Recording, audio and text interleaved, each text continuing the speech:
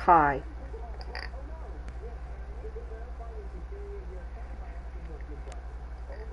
Hi. Hi.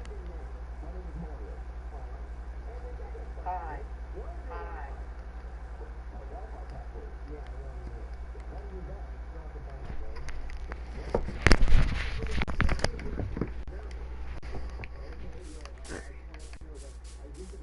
We're gonna start by killing the cow. No, no, no. No.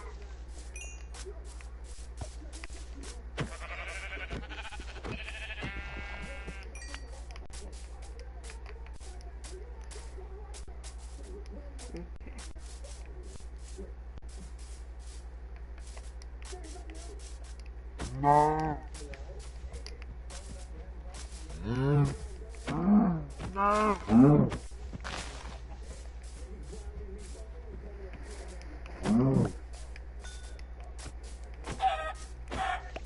Okay, that's good.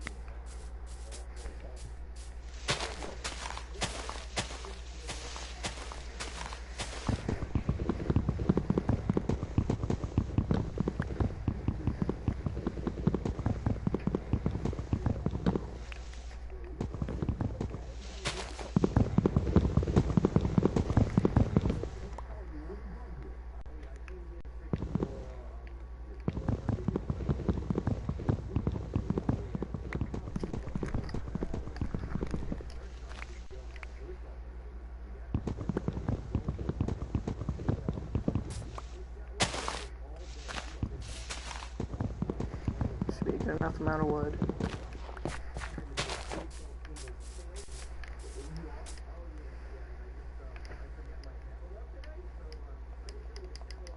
I know how to play the game.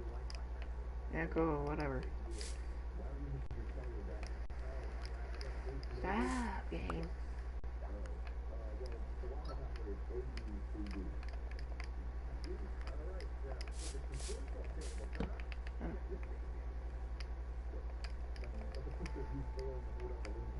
I know what I do.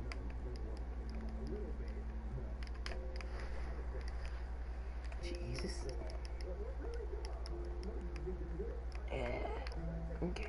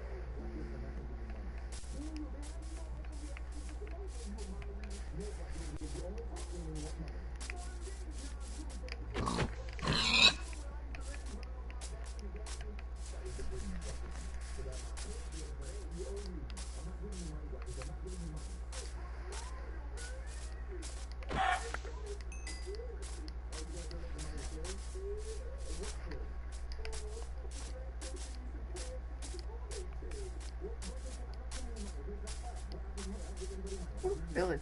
That's nice.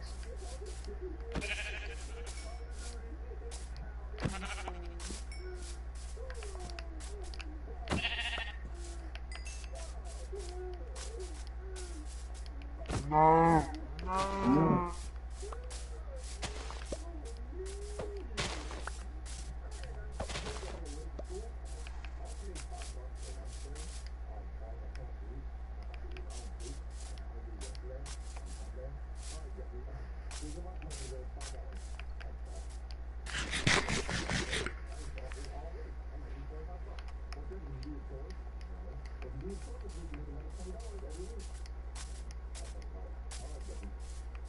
That's nice. A ravine. Okay, yeah, we're gonna be back in this cave, but we gotta go to the village first.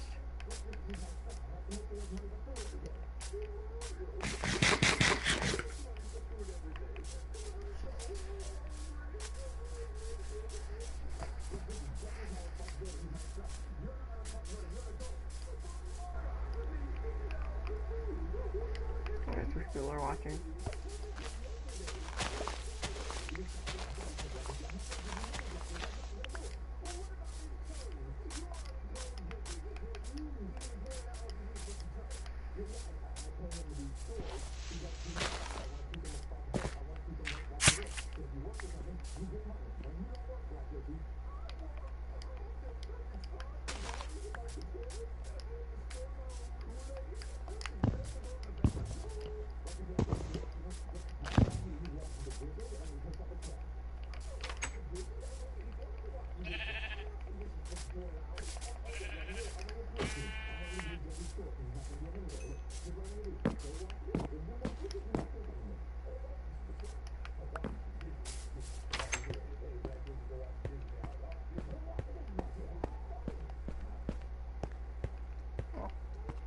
Okay.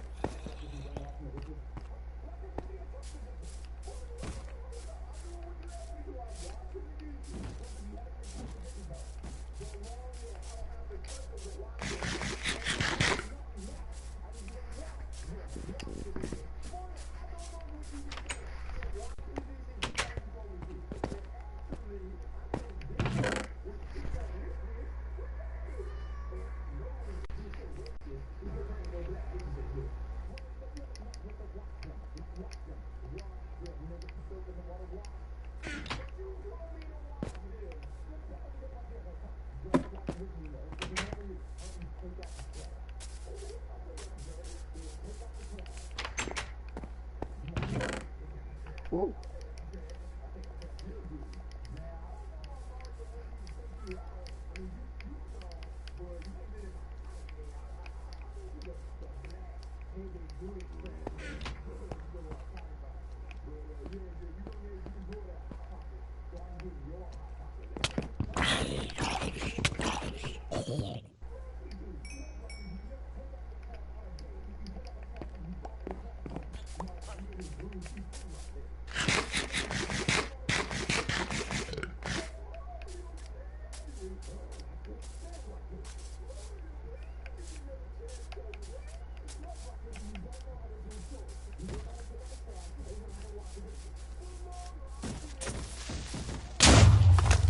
Oh, no.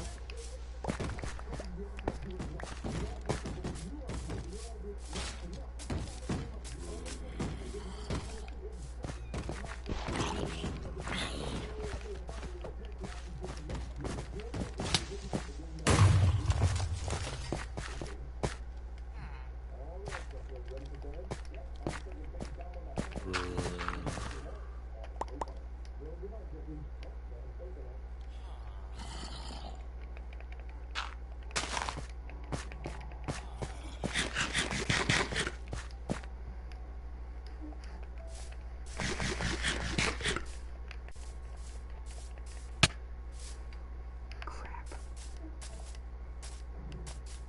Where was the village? This way.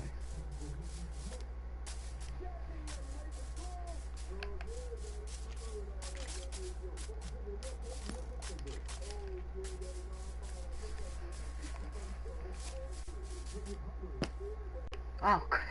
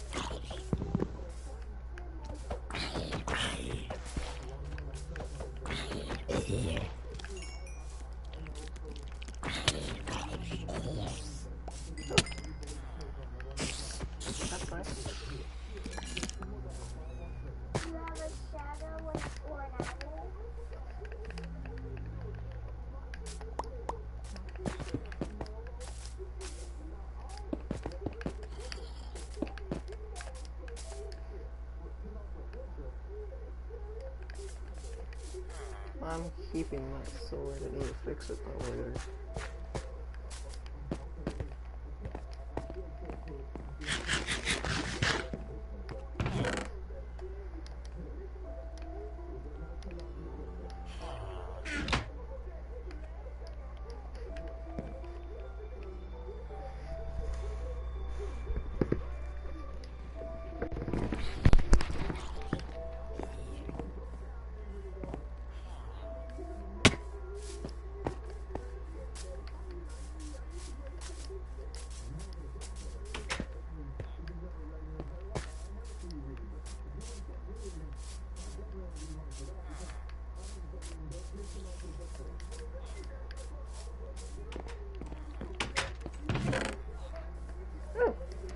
Cool. Let's see if we can find a farmer villager and get more bread off him. That would help a lot. And some iron nuggets. I'm literally never gonna use them. But if I find more, I can craft an iron nugget. What are you guys doing here? Don't let me out. You have the most useless trades ever. 36 emeralds for a bell. I find your well with my bell now.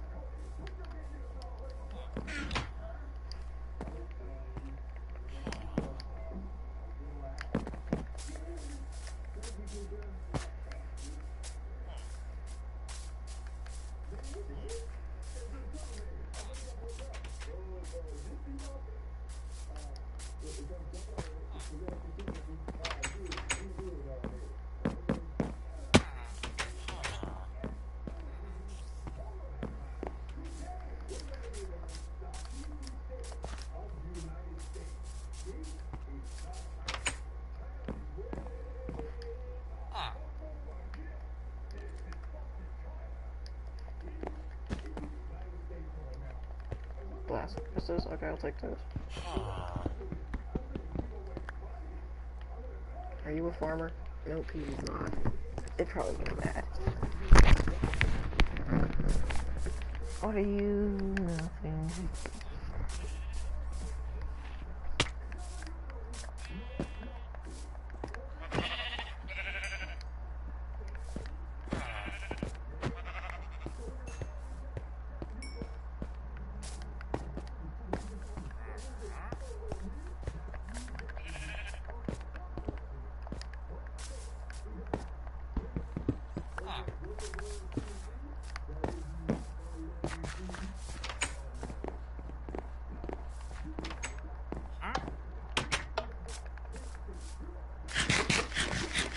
exactly why I wouldn't trade for your bow.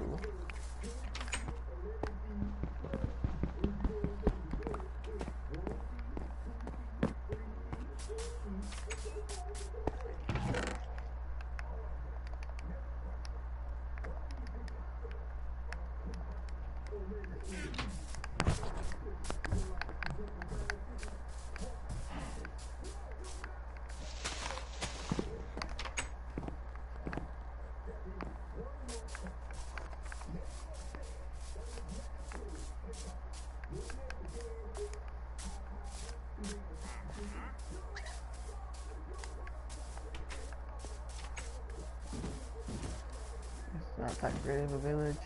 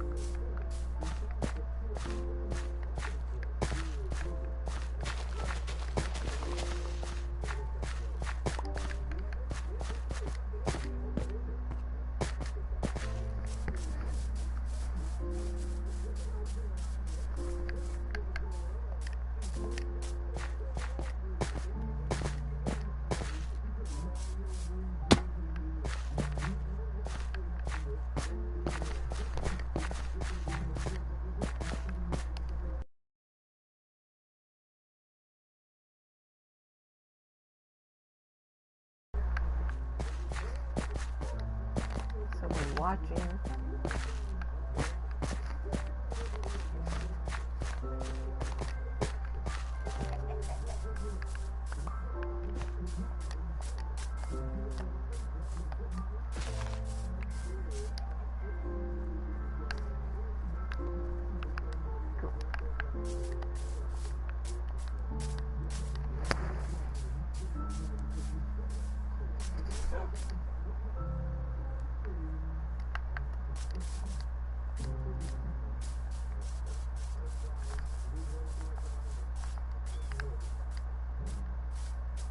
Make a flag or something for my country or whatever.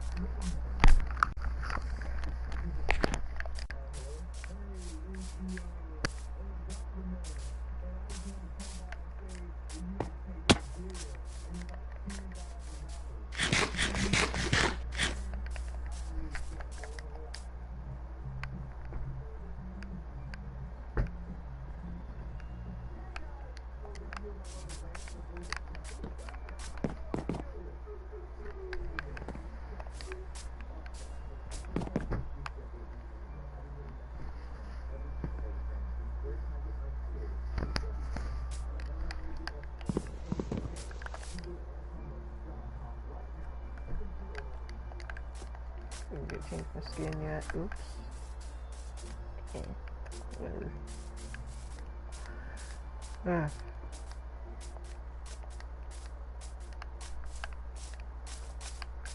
Off, right? Okay.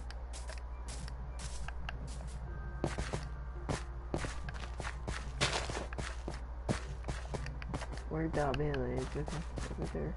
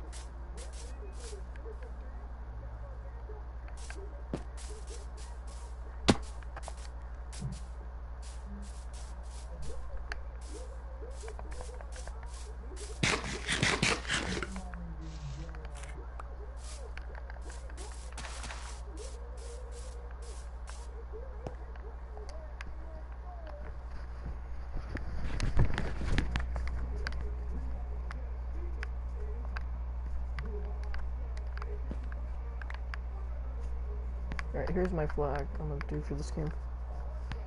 Then we're gonna go mine in the ravine.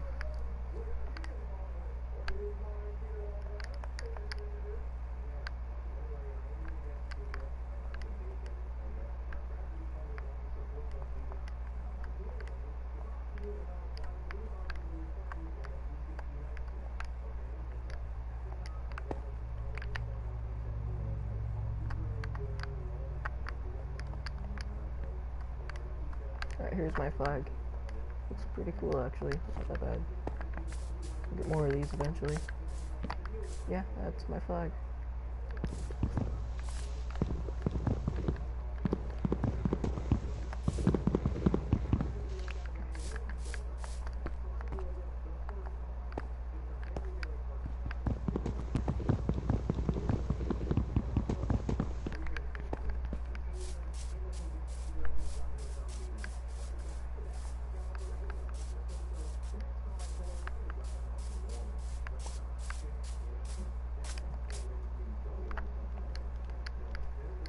I try to get more of these flags. That's a goal.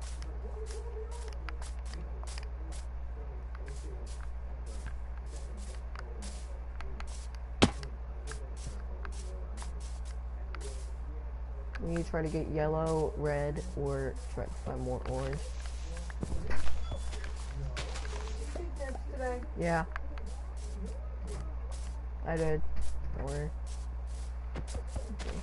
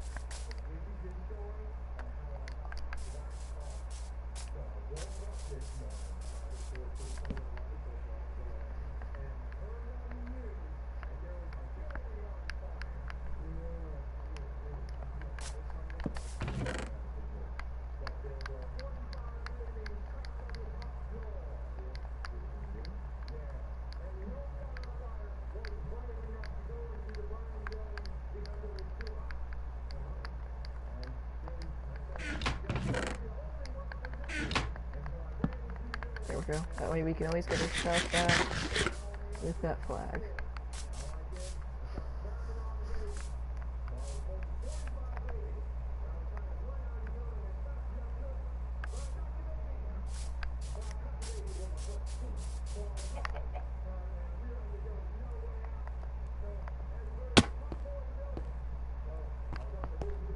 This looks like a good spot right here.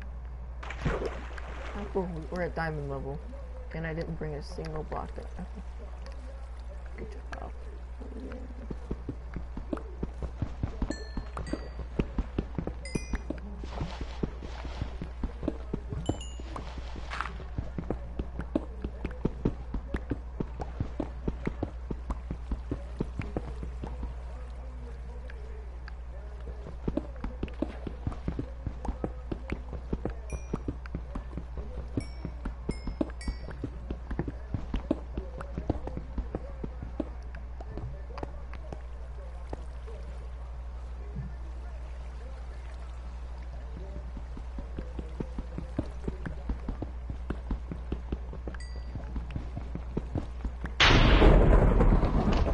Okay, sure.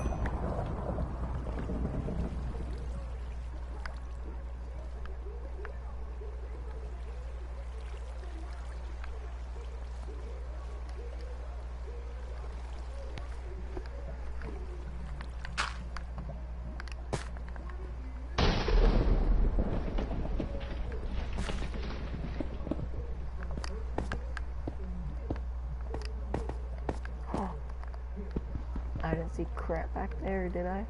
That's... Ugly. Is there diamonds in this cave? There's 3.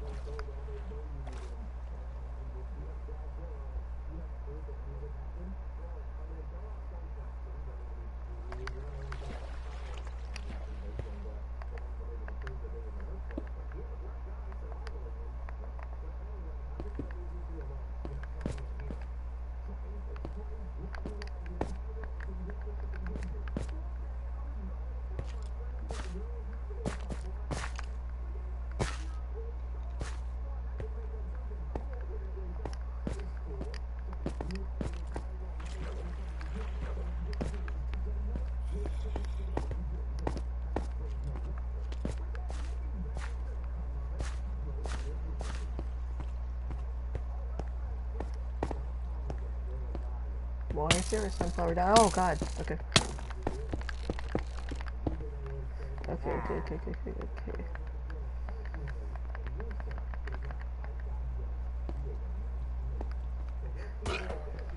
Okay, sure. You dead?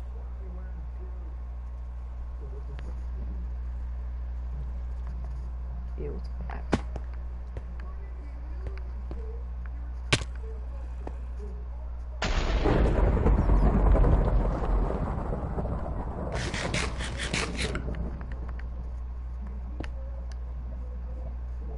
New banner, cool.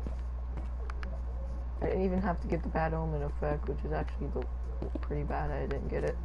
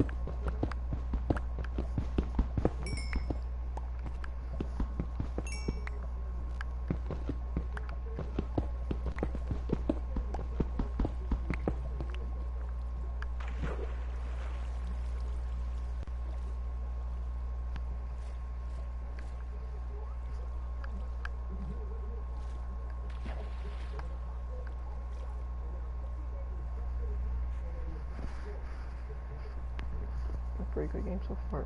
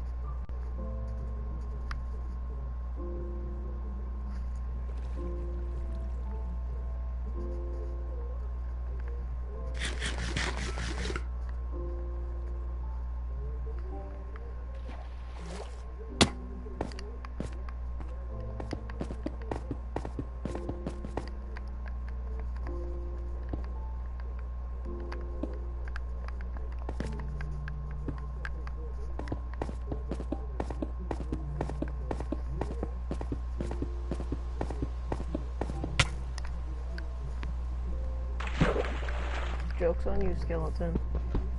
Joke's on you.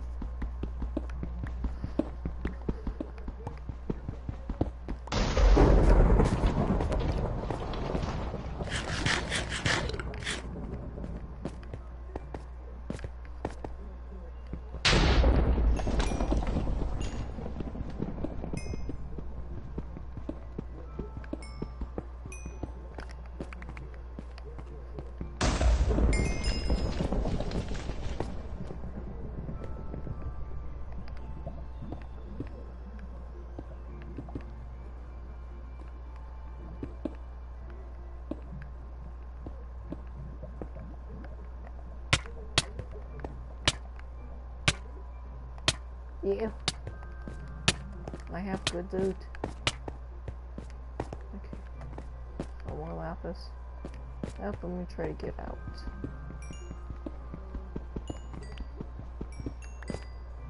I can have gold in my flag now after this. That's pretty good. Only if I can make it back up to the surface.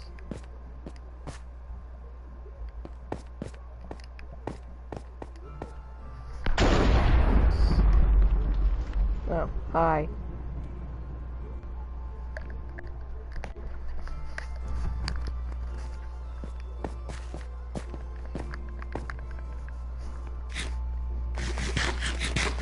Hi. Thanks for joining the stream. And start this crap.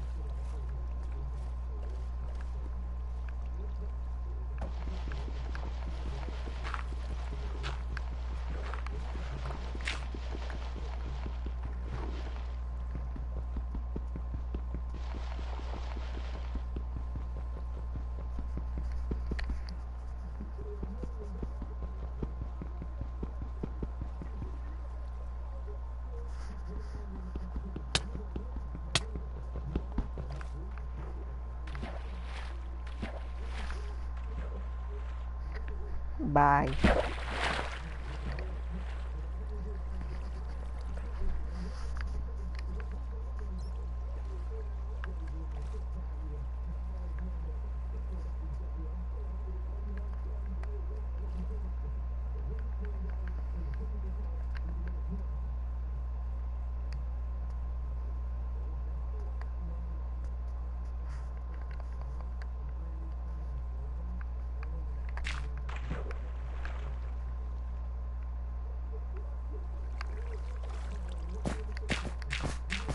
It's pretty much done. There's nothing left in here. All the things I need.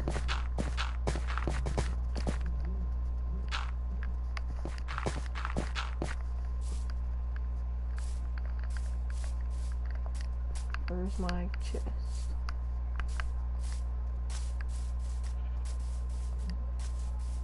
Any more wool? Not so sorry, sheep. Actually, I could just shear the sheep and kill it at the same time to get 4 wool. Okay. Where's my chest? I should have a flag on it. Yeah, it's over there. Okay.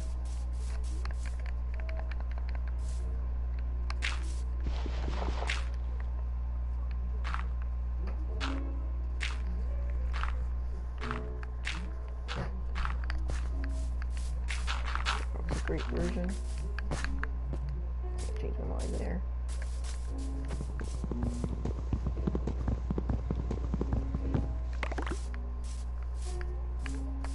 Unfortunately. Crap. Crap.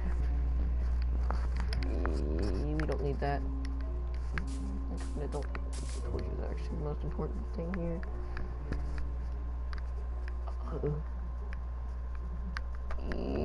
Bye. Crap. Need more space in my inventory.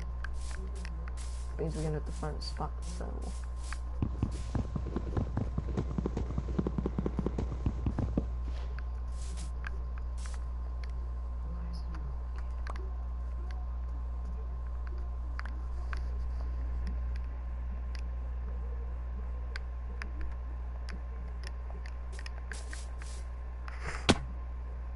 Oops. Okay.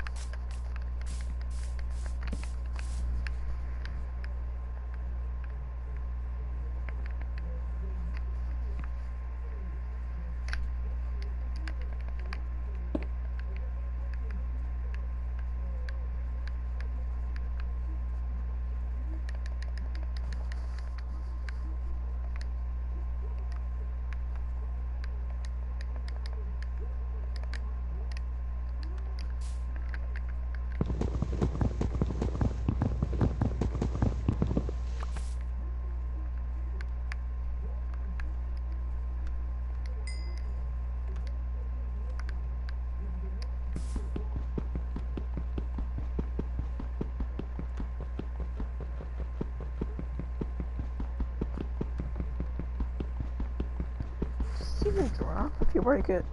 That's a good question. Yeah, it does. It definitely drops. Okay, that's nice. No.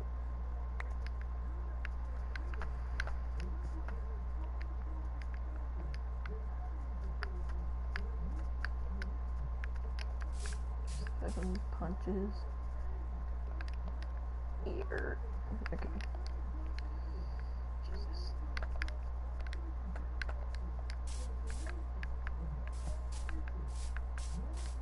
Try to get as much wool as possible. Wrong type of sheep. Can I even shear you? Nope.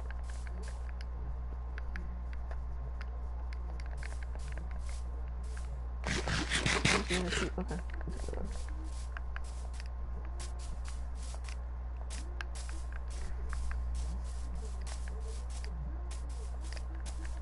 One, two, three, four. crap. Okay, so 3 times. Where's another sheep? There's so many colors here. 1, 2, 3, and that's not what I wanted to do, but okay. How much of the stuff do I have is useless? All of it. Stupid sheep. Yeah. You ready? Okay. We're gonna take a break from the stream, guys. Let me find. Yeah, we'll use coastal. I'll be back after this break. Yeah. Yeah, stream's going pretty well. Almost like 24 people went through the stream.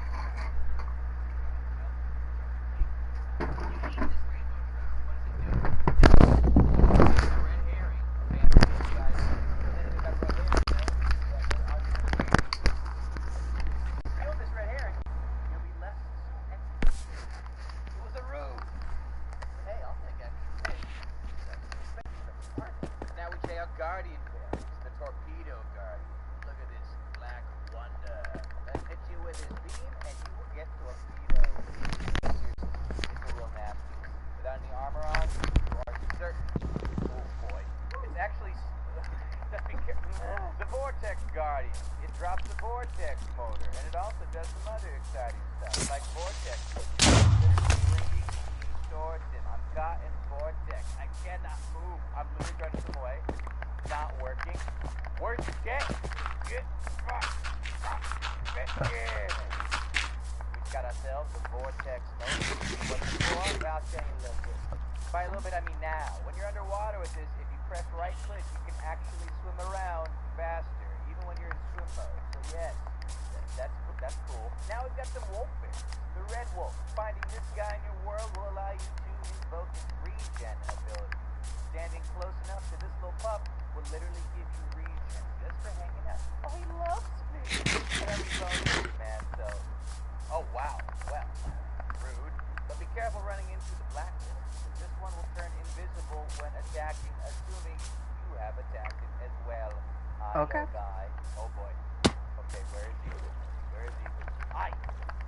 Oh gosh, they're both mad at me. Yay! Oh, we got some horses next. The rainbow horse. It will create a rainbow trail behind it that will damage nearby mobs. Check this guy out. Ultimate rainbow. Nice. And you can even see the trail occurring behind you. Now, if we were to attack another fellow creature with this thing, just, check it out. No, he's not that smart. He gets hit with the rainbow trail. Wow, it's beautiful. He's so dumb. He's literally caught in the rainbow trail. Got it. Where's Sky? Sky, press tank. Wow, look, if you jump, it's like a real rainbow. Good job, buddy. Or maybe you get your hands on an ender horse, which runs very fast and jumps very high. Put this saddle on. Check this out. Ultimate speed, the craziest of all speeds. And then check this out as well. Yeet! Oh boy. It spawned in a llama. I've never seen such a thing. It's the mysterious ender llama. Yeah, we'll have to check him out a little bit. Hold on, watch me clear this. Yeet! Oh, so close. We got really close. And if you jump so high up that you actually take fall damage. Yo, best friend. Nice, new village. That water.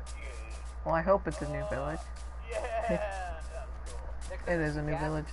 And we're already halfway done with the king gas, which is a mini boss. We'll drop a fireball staff. Look at this guy. He's got a crown on and everything.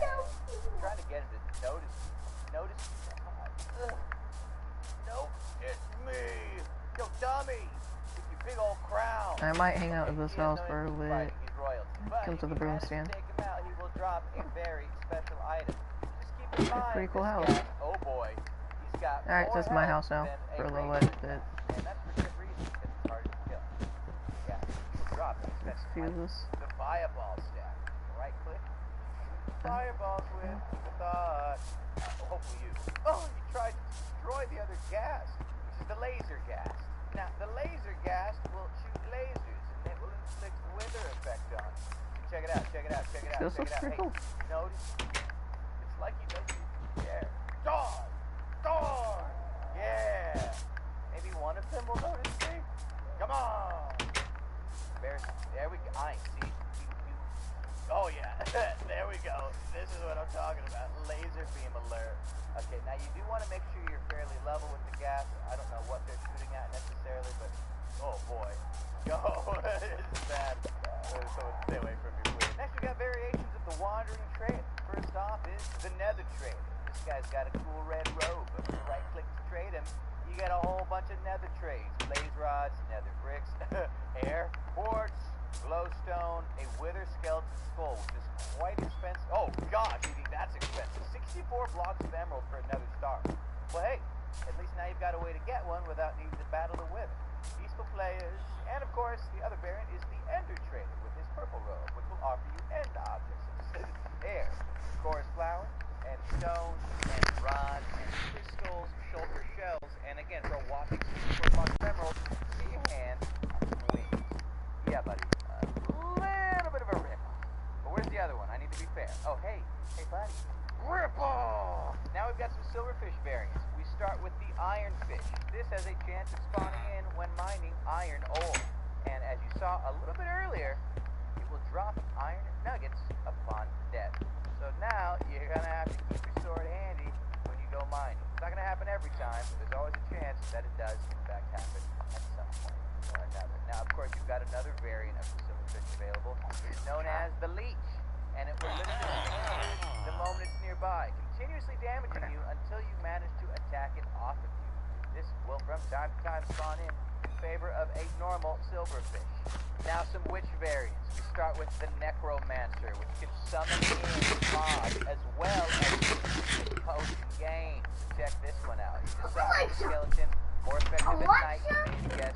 Oh boy. And of course the witch commander, which will buff nearby mobs. So now you've got this witch here, and it's sped up the zombie, and it's causing the skeleton to get extra effects on it. Oh my gosh, he just dealt a whole mess of damage. Makes me feel bad. Yummy. Ah ha ha. Yeah, seriously, we gotta take these witches out. They're drinking the virus. Oh boy, I am almost dead. All right. Now I've got some bouncy slime berries. Let's start with the mud slime, who will from time to time, when bouncing around, cause a dirt block to appear out of nowhere. Looky you. Wow, contributing to the environment. Soil. Sounds like got it. And we also have the toxic slime, which is a little greener than your normal slime and will from time to time cause a toxic cloud to appear around it, which is capable of poisoning you if you get too close. Man, I gotta say, that is a really fun. Oh, okay. That's a lot of poison too. That's like 20 seconds of poison. The new blaze types as well, the airy blaze, which is a little redder than normal, and if hitting you with his fireball is something you're interested in, or at least nearby, you'll be levitate and more than likely take some fall damage. Yes, in fact, I did take some fall damage. That's around the 7,000 points, so we're gonna go this way. Alright, got the dark blaze. It has a black hue to it and will blind you with his fireballs upon impact or nearby impact. So, if you happen across one of these, recommend you get rid of them as fast as possible. Otherwise, you're going to have a hard time seeing them right. Making note that you'll also get special arrow drops from each of these blazes, the levitation arrows as well as the blindness. Now we've got some bees. Let's start with the bees. Pollinate animals, aka breeding. They will need to gather some flower, fodder first, so once the butt is filled with lovely, right, nice and pollinated, come on. Are you serious? Yes, come closer, bee. Check out these little guys. When they get near mobs, it will cause those mobs to love on each other and spawn in. Look, he's impressed. Where's my loot? You're a great wingman. And of course, we've got the ore bead, which has got a little bit more of a stone-like feel to it. Similar story. Once the thing has been pollinated, it will have the ability to pollinate nearby ores. Various different types of ore, whether that's coal, iron, sometimes you'll get some gold, sometimes they'll go inside his nest. Oh god, this is not what I had in mind. Look, he's mad and he's still pollinating. Come on down. Oh, we got some diamonds. Well, hey, you didn't die in vain, did you? Some endermite there. Look at the okay, we got the iron. Oh, there's the banner. Teleport you from time to time as well. You want to kill that thing as soon as possible. And of course, we've got the endermite assassin, which also has the ability to move around and teleport. My bread and tears are gone. Difficult to strike if you're not very good at Minecraft. I have to be an expert. Two types of llamas, ender llamas, teleport to the player when they are too far away. I don't know why you want to. I don't have anything for you. Get away from me. Don't spit on me. Rude. Now you have to die. And of course the airy llama, which makes no sense. What do you mean, what? It don't make any sense. You shouldn't exist. You're a floating llama. Nobody cares. I ain't. Finish. Vindicator variants. Start with the hunter. Check this guy out. Golden axe of truth. It's actually a mystical axe. And upon taking this guy out, you'll be able to have a chance at grabbing it. It's right here. Boom. Mystical axe. Or mythical. One of them. Now looking at the stats of this thing, we'll see that it gives you a speed boost. It has low attack speed, but pretty decent attack damage. So when you've got this in your hand, you can move around at insane speed. We also have the trapper variant of this here. will place down traps nearby. And these traps are going to be capable of doing a whole lot of damage to you. More importantly, though, they're invisible to the eye. We just triggered one right now. Weakness, poison, and slowness the moment we stepped over this thing. So if you can just get away, please. Oh, just barely made it. Now some berries. That's berry. Get it? Yeah, okay, black bear. Okay, well that's not a black, okay, just pretend this bear is black, okay? Oh, now it's black. Oh, play these games. Did you see that? I don't even know what happened. Anyways, this bear, that's it. It's just a regular bear. It's just black. Then I get to drop berries? Sure, you like berries. Now we've got the sky bear, which is a mini boss that will summon in lightning nearby. So, you know, don't stick around too long. Oh my gosh, I'm still going down. On death, this bear will drop a special staff right here. The lightning staff. Wow, right click with it. Guess what? If you're looking, lightning is summoned in. Strong. For these cat variants, we're in creative mode, otherwise they'll run away, and that doesn't make for a good video. We start with the neon cat, which is a nice rainbow cat, similar to our rainbow horse, except this one you'll want to kill. Sorry, kitty. It drops something special. It drops. Can't say I know why this bread is rainbow or what made it rainbow. Can't say that I care. All I can say is that I'm hungry. I need it. It's mine. And of course we have the Overlord kitty cat, which is an invulnerable cat, which will also spawn in random items from time to time. Now, I'm in creative mode so I can deal damage to the cat, but normally I would not be. My iron. Notice the poison effect has no effect on Kitty. Now we're gonna wait for the cat to spawn in item. Yeah. Yo, finally got one. It took forever, but we managed to get a suspicious stew. Just take my word, they spawn in items. Our final two mob variants today. One of them is a zombie familiar, which will take on the form of the player. Wow, yo, you are fire. Good. Oh gosh, I've become female. I didn't realize it was that easy. And number 50 today, my friends, is the zombie miner, which will spawn underground and will from time to time delete any blocks that it happens across, like with torches and that zombie. We've got 50 more mob variants coming in a future video very soon, so make sure you subscribe and get right into that.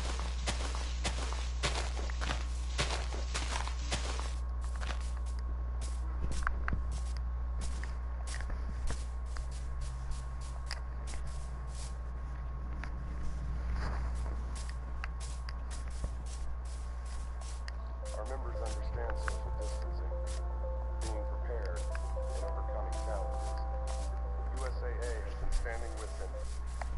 Doesn't work for me. Those are all terrible ideas. And you? Wrong video. Hey, I'm the greatest president in the history of this nation. Yeah, we'll see about that, dingus. Eventually, Lincoln's generals came up with a multi-pronged strategy. First, a blockade would cut off and starve the South of supplies by sea. Secondly, taking control of the great Mississippi River would sever the South's economic arteries while splitting it in two. And finally, a main Union force in the east would move south and take the Confederate capital, ending the war. Bada boom and bada bing. Skirmishes began to break out across the nation, and the Union Army in the east began to move south towards Richmond. Everything seemed to be going well until they reached Manassas, where they came upon a large Confederate force. It's almost like they were waiting for us. How did they know? As it turned out, the Confederates wanted to use NordVPN. What the heck is NordVPN? I'm so glad you asked. Do you use the internet? Me too. Do you like internet safety? Me too. Hey, we should hang out sometime so I can tell you about NordVPN. NordVPN has over 5,000 secure and super fast servers that allow you to surf the net safely without personal data logging. Not only does it help you stay secure, but with just a click of a button, you can take a quick trip to Sweden and enjoy some Nordic crime dramas. Is there some amazing content on YouTube that's still blocked in your country? Not to fear. NordVPN is here. NordVPN gives you access to all of these amazing features, and it has a 30-day money-back guarantee. So click the link in the description below, nordvpn.com/oversimplified, and use promo code oversimplified to get 70% off an annual subscription. That's only $3.49 a month, plus an additional month for free. Again, that's nordvpn.com/oversimplified. And as always, you'll be supporting my channel. So thank you. Now where were we? Oh, the session with Batman, the Union of the 2 sides encountered each other at Manassas, and both geared up for the first major battle of the Civil War, the First Battle of Bull Run. The Confederates rapidly brought in support via rail, and the two sides were about equal in numbers. However, they were also equally inexperienced. A large number of civilians also rode out by carriage from D.C., picnic on the nearby hills, and watched the excitement unfold. Nobody seemed to quite understand how destructive this war was going to be. The Union forces pulled a flanking maneuver to hit the Confederates on their left, and the two sides fired on each other in rows. Farm families living in the area were forced to flee the fight. Hurry up, Martha! There's a war out here. The more you tell me to hurry up, the slower I will go. The Union force saw initial success pushing the Confederates back to Henry Hill, but one as of yet fairly unknown General Thomas Jackson, let's just play creative. There's nothing good. Standing firm like a stone wall, holding the Union Army off, and finally sending them running back to Washington, D.C. with heavy casualties. The sobering reality of war hit both sides hard, and the North, having just lost the first major battle, had to face the serious prospect that they may not actually win this war. President Lincoln, General Jackson whipped us so hard, the Confederates are calling him Stonewall Jackson. Wait, that's why they're calling him that? Not because he looks like he ran face first into a stone wall? Apparently not. Worse yet, the North had also lost the first major battle out west, giving away control of southwest Missouri. All of this was terrible news for Abraham Lincoln, especially since many of his generals and cabinet already didn't have much respect for him. They felt he was incapable of running a war, because he seemed a bit like your friendly old grandpa. He famously loved a long-winded story and a good pun.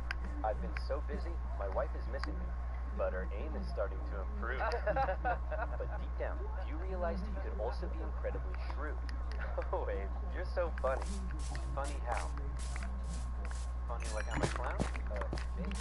No, funny how? Like I'm here to amuse you? During the war, Lincoln committed acts that were viewed by some as impeachable. His administration suppressed the free media from printing articles sympathetic towards the South.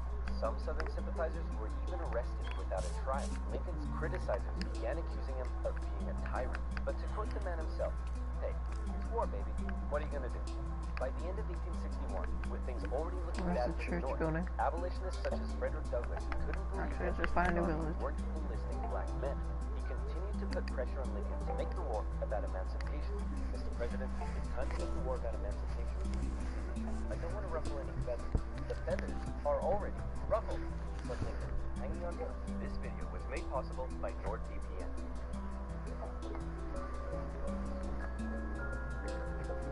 Stop until we find a village.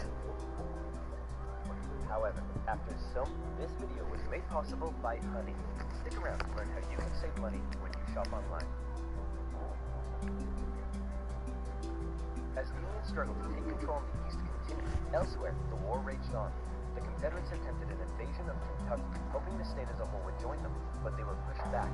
The Indian Territory saw Native American tribes ally with one side or the other in the hopes of securing rights after the war. Along the Mississippi, General Ulysses S. Grant remained one of the few Union generals scoring major victories. With his best pal, General Sherman, by his side, Grant led his armies down the Mississippi to the Confederate stronghold of Vicksburg.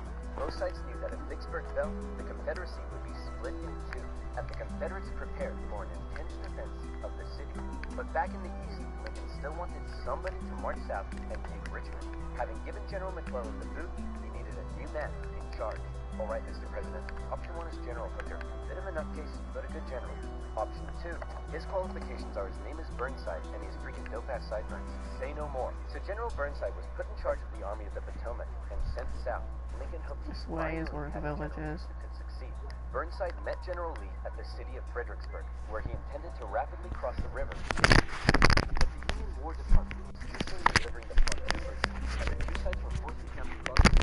Roosevelt, to speak. The Yankees, ready to get your butt kicked? Yeah, right, rebel. God is on our side. No way, God's on our side. Oh, you think so? Well, why don't we ask him? Hey, God, whose side are you on? Ow. Dude, uncool. With over 100,000 men, the Union Army finally launched their massive attack on the 11th of December. But by now, Now, the Confederates had amassed their forces. During the battle, wave after wave of brave Union men marched headlong into a brutal Confederate onslaught. Even the Confederates couldn't believe what they were seeing, and in one moment of camaraderie, a Confederate sergeant, unable to take it, reportedly came out into the field to tend to the Union wounded. Seeing this, the Union troops held their fire. Still, Burnside and his forces were soundly defeated at Fredericksburg more and blocks forced will to find the retreat. village. Lincoln's popularity and Northern morale continued to plummet, especially as the winter heading into 1863 was bad. The winter camps were rife with disease. The food was less than appealing. On both sides, men began to leave. Hey, where do you think you're going? I'm deserting. What?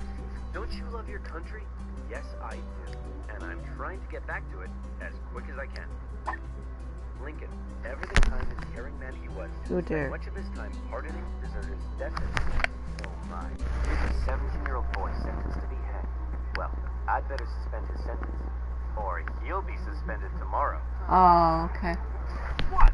To try to keep the numbers up, both sides had introduced conscription. There was controversy in the North, however, since rich men simply paid to have someone else fight on their behalf.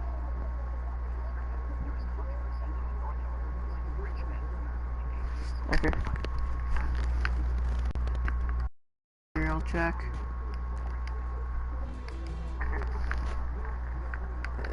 What?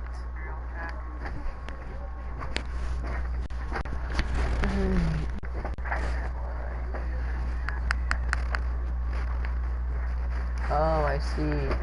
Okay, yeah, I accept.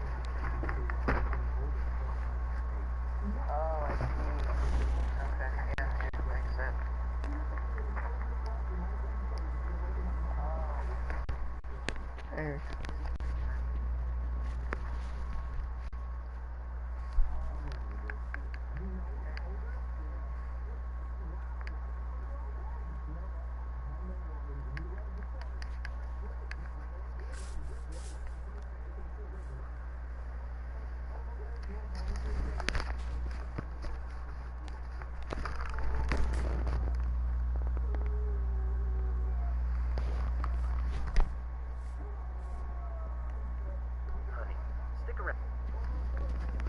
Out west, unconditional surrender Grant was making moves as always. In an attempt to take Vicksburg on the Mississippi, he made a series of risky and bold movements. He sent a cavalry raid and feigned Sherman north to confuse the enemy. Then, aided by a fleet of ironclads on the river, he raced his army south to cross the Mississippi. Aware that the terrain to the north was restrictive, instead, he strategically moved northeast, hitting Vicksburg's supply line and defending his rear from We'll make our own flag eventually. Once he reached Vicksburg, the Confederate defense became hardened. We're using this flag as an example, though. For a month-long siege, during which time he got rather bored. Despite not taking the city, Lincoln loved it and encouraged Grant to hold firm. It would only be a matter of time before the Mississippi was in the Union hands. Around this time, the people in the west of Virginia, who had remained loyal to the Union throughout, finally broke away to form their own state. They could have named it anything in the world, but the creative minds at the time came up with the ingenious West Virginia. Back in Washington, Lincoln once again wanted a new general to take command. My goodness, why do all these 19th century generals look so bust? Look, we got Sleepy Eyes Joe here. That's Princess Leia with a mustache. E.T. phoned the doctor. Fine, why don't we give Snapping Turtle McGee here a shot? So General Snapping Turtle McGee was put in charge of the Army of the Potomac, and it was a crucial time for the Union, because once again, the Confederates decided to go on the attack. So far, they had done exceedingly well militarily, but as the war kept going, the Confederate economy was crumbling. Riots broke out in the streets of Richmond as the price of bread skyrocketed. Supplies were dwindling.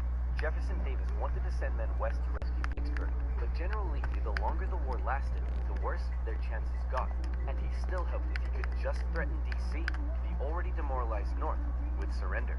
So in June 1863, with the momentum behind him, General Lee once again entered the North, fighting his way through Maryland and into Pennsylvania. General Lee set out to meet him for what would be the most significant battle of the entire war. If the Confederates won, D.C. could fall. If the Union won, it would be a turning point, as the Confederates would run out of steam, and the small town that was to get caught up in the crossfire of the largest battle in We're gonna do some different ones. Gettysburg, Pennsylvania. On June 1st, units from each army encountered one another and skirmished through the town itself. The townspeople were forced to take refuge, except for one man who reportedly ran outside for a strange reason. Joseph, What are you doing? I'm not gonna let them take my beans. How many times do I have to tell you they're not here for your beans? By the second day, over 100,000 men stretched for miles across the battlefield. Lee took the initiative, deciding to hit the enemy's flanks, and he came very close to breaking through the Union's disorganized left. But Union Colonel Joshua Chambers ordered a desperate bayonet charge, smashing into the Confederates and forcing them back. The Union forces held across the line. On the final day, Lee believed the Union Army had fortified its flanks, so he decided to finish them off with one massive central assault. The Confederates rushed at the Union lines during General Pickett's charge, and this time it was the Union's turn to unleash hell. Lee had correctly guessed his strategy, and forced the turn and flee. A devastated General Lee called out to his fleeing and wounded men, telling them it was his fault, and after holding for a counterattack that never came, he ordered a retreat back to Virginia. The North had just managed to score a massive victory, and one they desperately needed. And if that wasn't enough, in the West, after a month-long siege, Vicksburg finally fell. The North now held the Mississippi, and better yet, it was the 4th of July. With control of the Mississippi, Union forces moved into Arkansas and Tennessee. Tennessee in particular saw heavy fighting, with Union General Rosecrans masterfully pushing Braxton. You'll see why. You guys should understand. You probably know how this one came to be. At Chattanooga. At one point during the siege, a temporary truce was declared so that wounded men could be recovered. And often in the Civil War, during these small truces, men from both sides would meet in the middle to trade things like tobacco, coffee, and maybe honey. And you like honey? Bees are great. And you know what rhymes with honey? Money. Did you know honey can help you save money? Let me explain. Honey is a free browser extension that automatically finds you the best coupon codes when you buy stuff. I got a few more of these flags with this design. For example, here I am purchasing 100 pepperoni pizzas because what the heck, I do what I want. With just a click of a button, I've saved $210. Nice. Honey works with over 30,000 websites, including eBay, Target, and Expedia, and it's already found oversimplified subscribers over $46,000 in savings. It takes just 2 clicks to install. Civil War, I try to make a British flag. Let's start with this. Get Honey now. Start saving money by clicking on the link in the description below. Joinhoney.com/oversimplified. That's joinhoney.com/oversimplified. I realized that we just screwed this. My channel. So thank you. Now where was I? Oh yeah. Vicksburg, 4th of July, and the siege of Chattanooga. Thankfully, General Grant, now in charge of all Western Union armies, showed up and karate-kicked Bragg right back into Georgia. Like this. With Sherman and Hooker, Grant took on Confederate positions in the mountains around the city, including the famous battle above the clouds at Mission Ridge. Grant continued to be Lincoln's #1 guy. With these victories, Lincoln helped the war finally turn. Back in Gettysburg, the entire town had been turned into a hospital to care for the scores of wounded men. Throughout the war, on both sides, women such as Clara Barton rose to the occasion. Here we go. Crucial work on the home front and volunteered. That's a new flag. For those who had given their lives. We need a new banner. Established at Gettysburg, and Abraham Lincoln traveled out to attend the opening ceremony. At the event, the main speaker spoke for 2 hours. Then, Abraham Lincoln was called forward to give some brief, appropriate remarks. In just 2 minutes, he masterfully and poignantly iterated America's national purpose and the need to continue the fight. The Gettysburg Address would become one of the most famous speeches in American history. While they were now making progress, the North still couldn't find a decisive victory. And that was bad news for Lincoln, because his presidency was now in its 4th year. In 1864, there was an election coming. The Confederates knew this too, and with little hope left of being able to threaten the North militarily, their last shot at victory maybe is the election, since Lincoln, emancipation, and the war itself weren't exactly popular. People in the North were sick of war and wanted to put it behind them. Robert E. Lee hoped that if he could just hold out and continue to inflict more defeats, the people of the North would vote Lincoln out and replace him with a Southern sympathizer who may be willing to negotiate. Lincoln knew now he desperately needed a victory. Now, I know what you're thinking, but oversimplify. If Lincoln loves General Grant so much, then why doesn't he put him in charge of the campaign police? Well, guess what, loyal subscriber? Hit the nail on the head.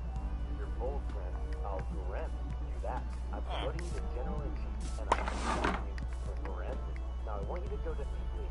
Grant be my wish. So Grant was put in charge, and he came up with a new plan. He wanted to press the Our Confederates third to flag design. General Banks to capture I think it's okay. General Sherman moving south to Oh. Atlanta, and Grant joining the Army of the Potomac as they advanced through Virginia. I think we can probably... No, this flag doesn't do it.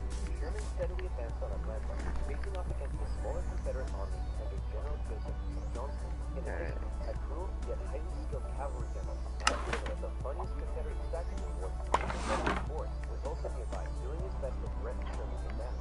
But in a series of battles, Sherman dominated and pushed Johnson back to the city. He was held just outside of Atlanta itself and was forced to lay siege. Meanwhile, the main show was happening. Union's top general was finally about to face off against the Confederacy. Lincoln hoped Grant would bring something new to Eastern Theater, and bring something new. And he did. As Grant began moving south, Lee still regularly and inflicted heavy casualties, hoping to demoralize the North as much as he could. But here's what set Grant apart from others. He knew Lee was running out of men, and that the North, by comparison, had plenty. Grant would throw his forces at Lee, and even when Lee repelled them, Grant, rather than pulling back, would give the order to keep moving forward and flank Lee. Again and again, in under 6 weeks, 50,000 men would be killed, wounded, or missing. DC, Grant was criticized for being a butcher. At the Battle of the Wilderness, the casualties were so heavy that Grant reportedly began to lose. But still, Grant could replace his losses. Lee couldn't, and he was being pushed all the way back to Richmond. Lee knew once he got there, he'd be in Richmond. Then, it was only a matter of time. Close to Richmond, Grant again suffered a horrific casualty in a miscalculated assault at St. Martin's. Trying to get instead of moving on Richmond directly, Grant moved towards Petersburg to find the Confederate capital. Oh crap, we're in my hour. Like Sherman, Grant was halted outside of the city, and he too Leave. was forced to settle in for a siege. 2 identical sieges would not be good enough for Lincoln's re-election. The people of the North saw the casualties Grant had been taking, and they weren't happy. To make matters worse, he had sent General Early north to threaten D.C. that was forcing Grant to withdraw troops from Bree. Early was Ow. the outskirts of the city, with President Lincoln even attending as an observer, but the North had been given a fright. So with the war currently in a stalemate, Lee was Lincoln's opponent in the critical 1864 election. Who would the Democrats choose? Guess what, baby? I'm back. That's right. General George B. McClellan will run for president against Abraham Lincoln. My fellow countrymen, if you elect me, I, the great General George McClellan, will fearlessly and valiantly win the war. On the next week's side, many Democrats, however, including McClellan's running mate, wanted to end the war, so it's possible McClellan may have ended up fearlessly and valiantly making peace with the Confederates, which is exactly what they were hoping for. With the war in a stalemate, and Lincoln is still not popular, Get out! looks like McClellan would win, and the Confederacy may have a Shut the chance of door. surviving after all. You Bree. It seemed exceedingly Annoying brat.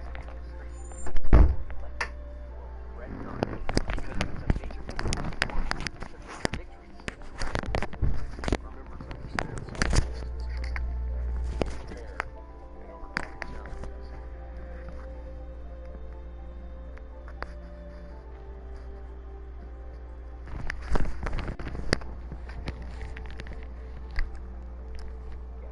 Atlanta had been unseated by General Sherman for just over a month. After a number of battles around the city, Sherman sent a force south to sever the city's supply line, and Confederate General Hood was forced to abandon it. Atlanta, one of the Confederacy's most important cities, had fallen into Union hands. For many, it was clear that the Confederacy's defeat was now inevitable, and the war would soon be over. When the final results came in, Lincoln had won with an electoral college landslide, with the troops in particular voting overwhelmingly for Lincoln, which must have been touching for the commander-in-chief. Hey man, looks like you lost. No hard feelings? I didn't lose. I merely failed to win. In January, Lincoln involved himself heavily in ensuring the 13th Amendment would be in Congress. A narrow but historic vote, the amendment passed. Slavery was now constitutionally banned throughout the nation. Black men and women, watching the vote from the galleries, knew the work had only just begun. A couple months right around the corner. The need for reunification and binding of wounds. The compatriot.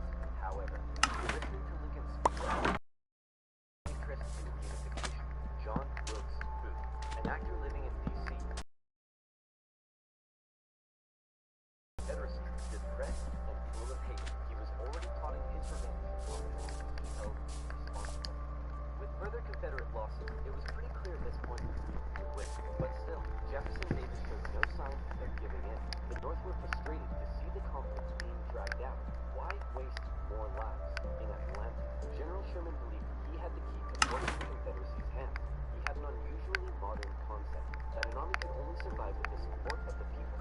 Strike at the front and the army collapses. Sherman decided to do something unprecedented. Remove his 62,000 men from their supply and march through the heartland of the Confederacy, where they would live off the land.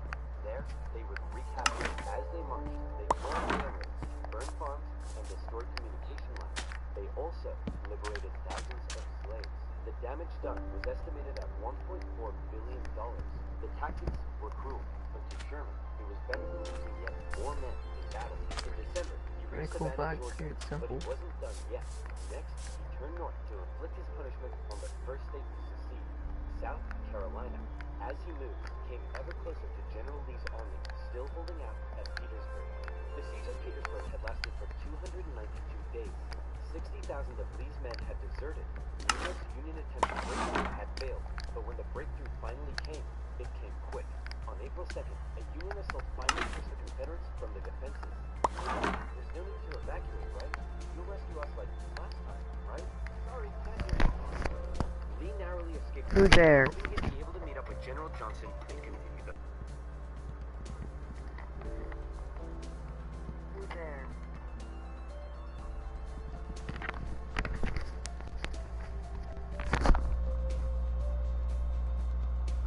What? To try to keep the numbers up, both sides had introduced conscription. There was controversy in the North, however.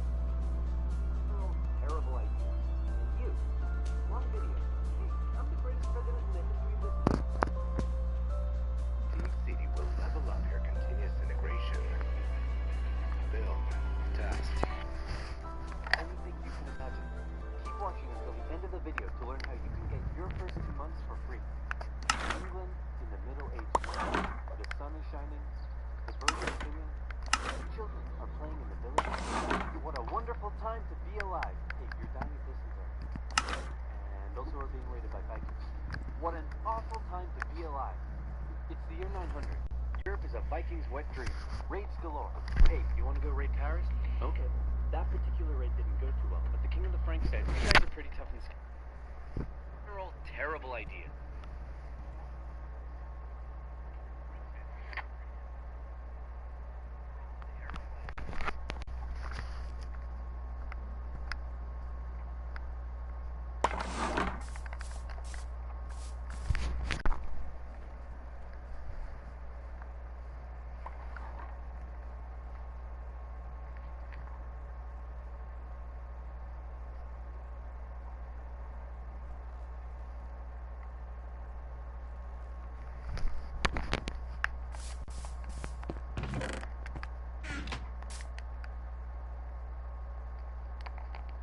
You want me like to build a house or something to prove it?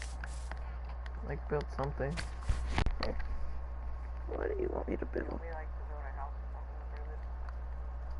Build something. What do you want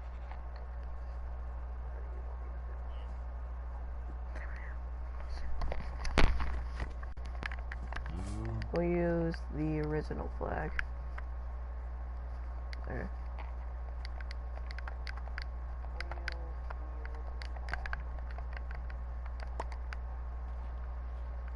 That's the flag. Oh, forgot that.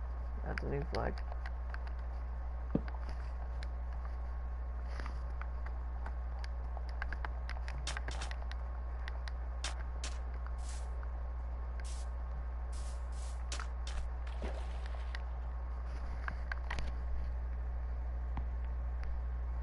And he left. Be nice.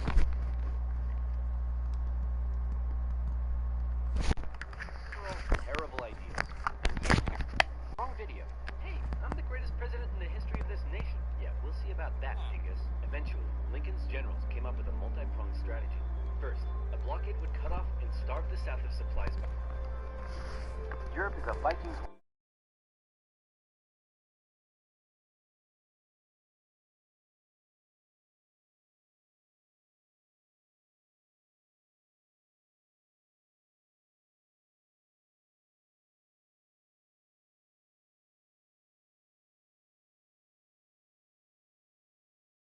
problems. In In the 800s, Danish Vikings had conquered most of the country, but the Anglo-Saxons eventually managed to kick them out, although they left behind a bunch of Viking settlers. Now this guy's king. He sucks. Replace him with his brother. And he was like, hey baby, how you doing? And had a son, and then turned around and was like, hey baby, how you doing? And had another son, and then he died and no one was sure which son to make king. This one, because he's older. Not if I have anything to do with this. That works for us too. Then he grew up and married the Duke of Normandy's daughter and had a bunch of kids. Remember this one. He's important. Then his advisors came to him and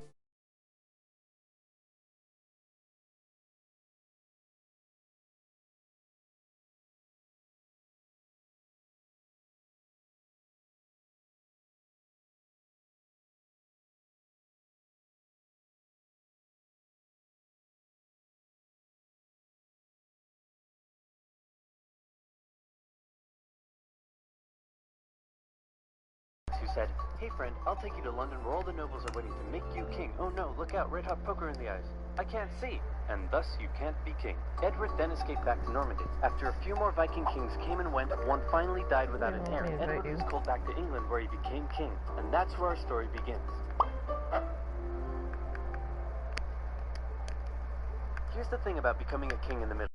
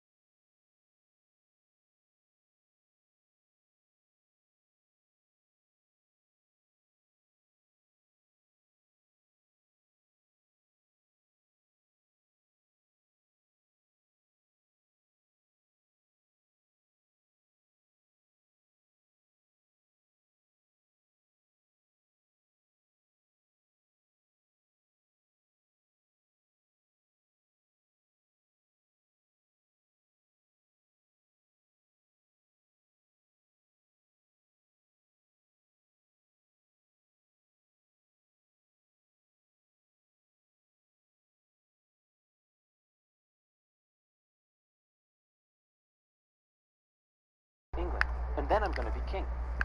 So now we have three extremely powerful men who all think they're about to become the next king of England, and that means somebody's probably about to get hurt. Back in England, Harold Godwinson is watching over the dying king, Edward. Suddenly, he comes out with a shocking announcement. Hey, everyone, gather in. That's it. Come closer. Don't be shy. Okay, so I've got bad news. The king is dead. I know, very sad. But good news. He said that I should be the next king. So, hooray for me.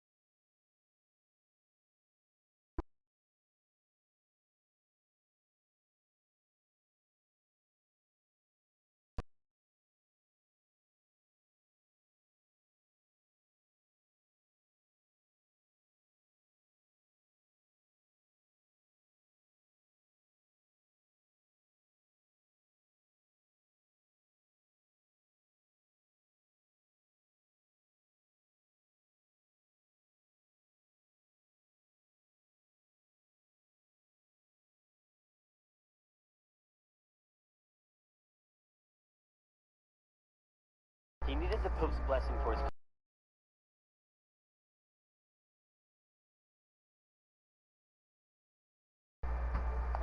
Sure, why not? So the Pope gave William his blessing, meaning William now had God on his side. Everything was ready to go. Just one problem. The wind. It was blowing the wrong way, and William had to wait with his army in Normandy, while Godwinson waited with his army in the south of England. They waited, and waited, and waited, and then William said screw it and sailed for England and got shipwrecked because the wind was blowing the wrong way. So then he decided to keep on waiting. They waited for 2 months and the wind never changed. Eventually Godwinson got bored and also ran out of food for his soldiers, so he sent them all home.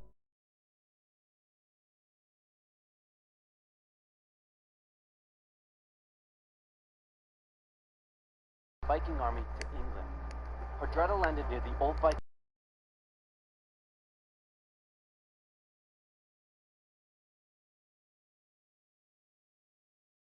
Now he had to gather them all together again and march all the way north.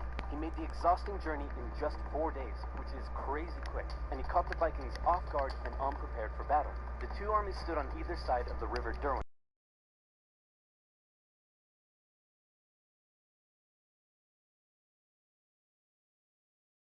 In a barrel.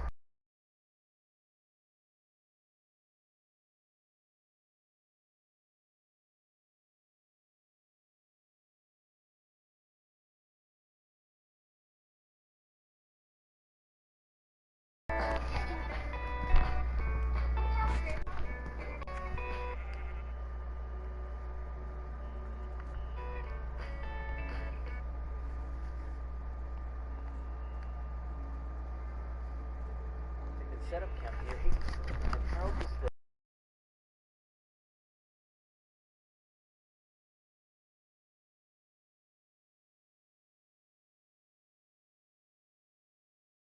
Villages. Harold's army set out and met Williams on the 14th of October, 1066, and both sides prepared themselves for the Battle of Hastings.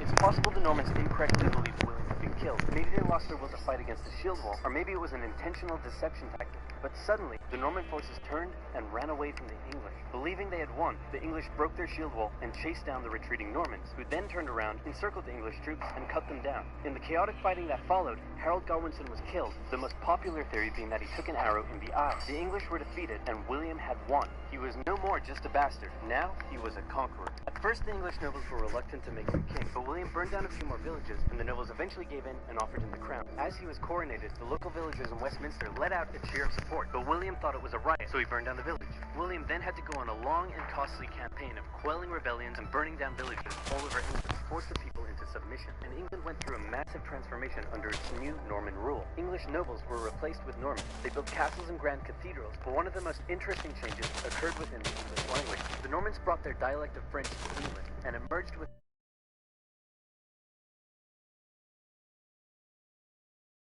government, judge, castle, and crown come from the Normans. Words that are considered posher or more refined are usually the Norman ones. At first, the Anglo-Saxons probably weren't that friendly to the Normans, while the Normans likely weren't that amiable toward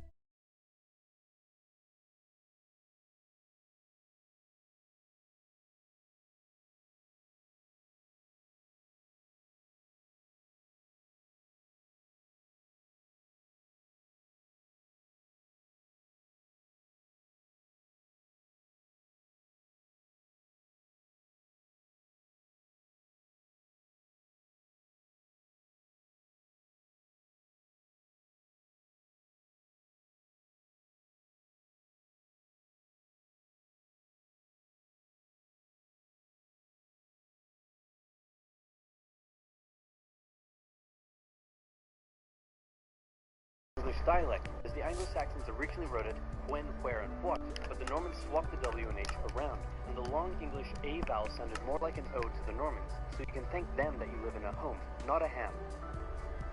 Hey, fun fact about William. The man couldn't read or write. Not in French, not in English, not in anything. Well, what if I told you there was a place where you could learn French, English, even Japanese if you wanted? And not just that. Pick up a musical instrument, learn to code games and apps, animation, photography and film, anything you could dream of.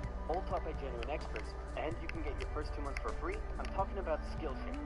With over 17,000 classes in the arts, business, technology, and more. I get a lot of comments asking how I create these videos, and the answer is a mixture of After Effects, Photoshop, and Illustrator. You can find classes for all skill levels on Skillshare. Pair those new design and animation skills with some coding, and you're on your way to making your first indie game or app. You can get unlimited access to all of this for a very affordable $10 a month, but if you want to try it out first, you can get 2 months for free by using this link, which can also be found in the description below. So check it out, improve your skills, and learn something new today with Skillshare.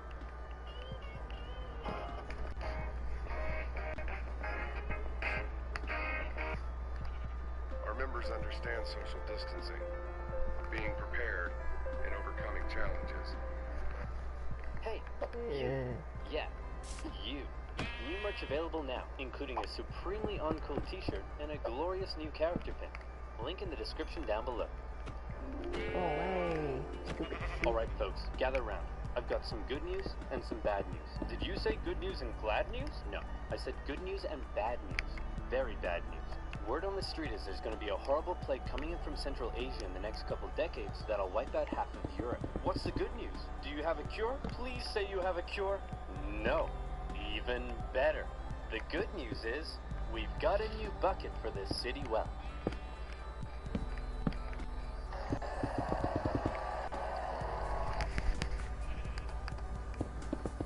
To understand the war of the bucket, we first need to talk about this guy. He's the man with the plan, the host with the most. He's holy, lowly, he eats ravioli, with the white cassock, matching Pellegrino, and the most tasteful.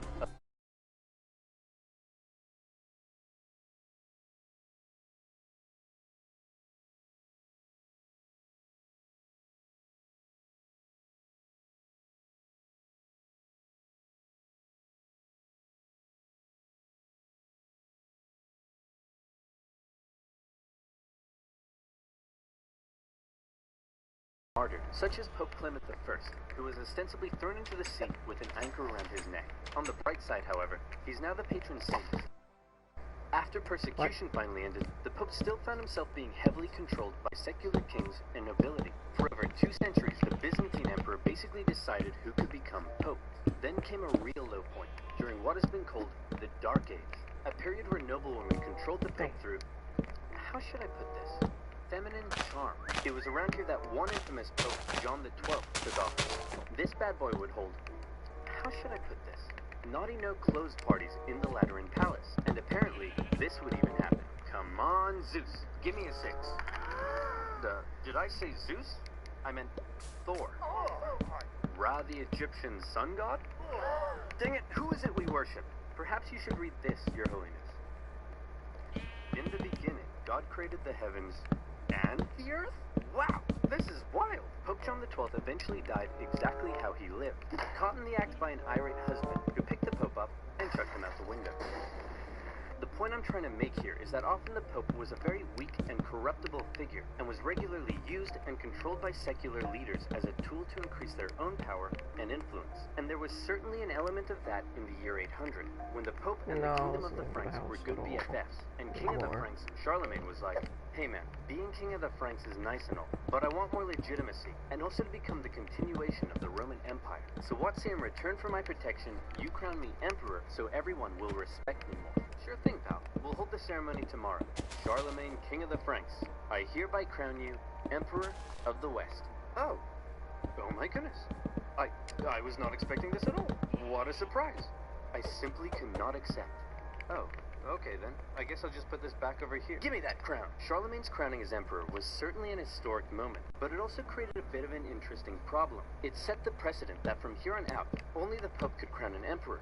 But the Pope was also very much under the influence and control of Charlemagne. So who really held the power here? The Pope or the Emperor? I'm sure that this conflict won't cause anyone to die.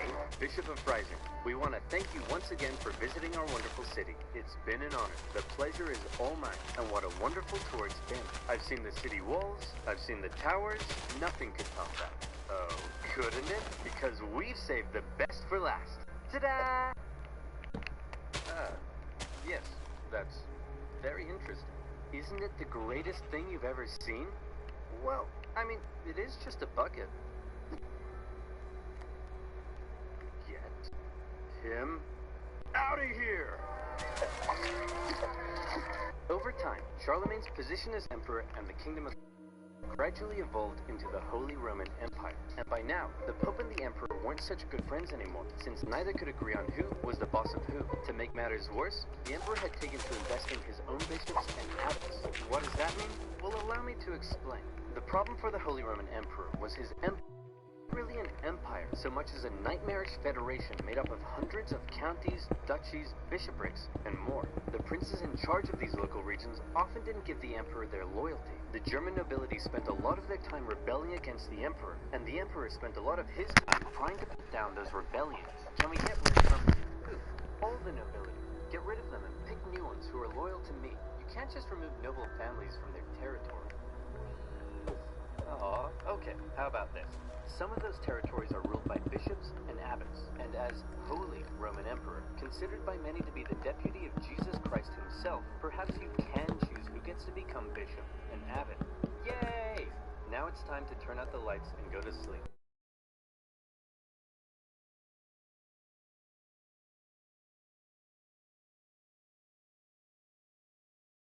The emperor invested his own family and loyal followers into powerful church positions, and thereby was able to increase his own power and authority. Not only that, but the emperor and other nobility were also engaging in something called simony. That's when someone would come along and say, hey, I want to become a bishop and get all the personal riches that come with the position. Perhaps we could come to some kind of arrangement. That's right. Church positions were actually being sold to the highest bidder. And let me tell you, they probably didn't come cheap. It's gonna cost you a lot more than this. I don't think so. I've got a promo code. And speaking of promo codes, do you like free money? I know I do. I really like it. And that's why I use Honey. Honey is a free browser extension that automatically finds the best promo codes whenever you shop online. For free. This means you always get the best deals without even trying on over 20,000 sites like Amazon, eBay, ASOS, and more. For example, here I am buying 7 pizzas after a long day of animating. It's currently costing me $130. Oh, hello, honey. You have a voucher for me, you say? All I have to do is click, you say? Nice. I saved $31.78, and all I did was click.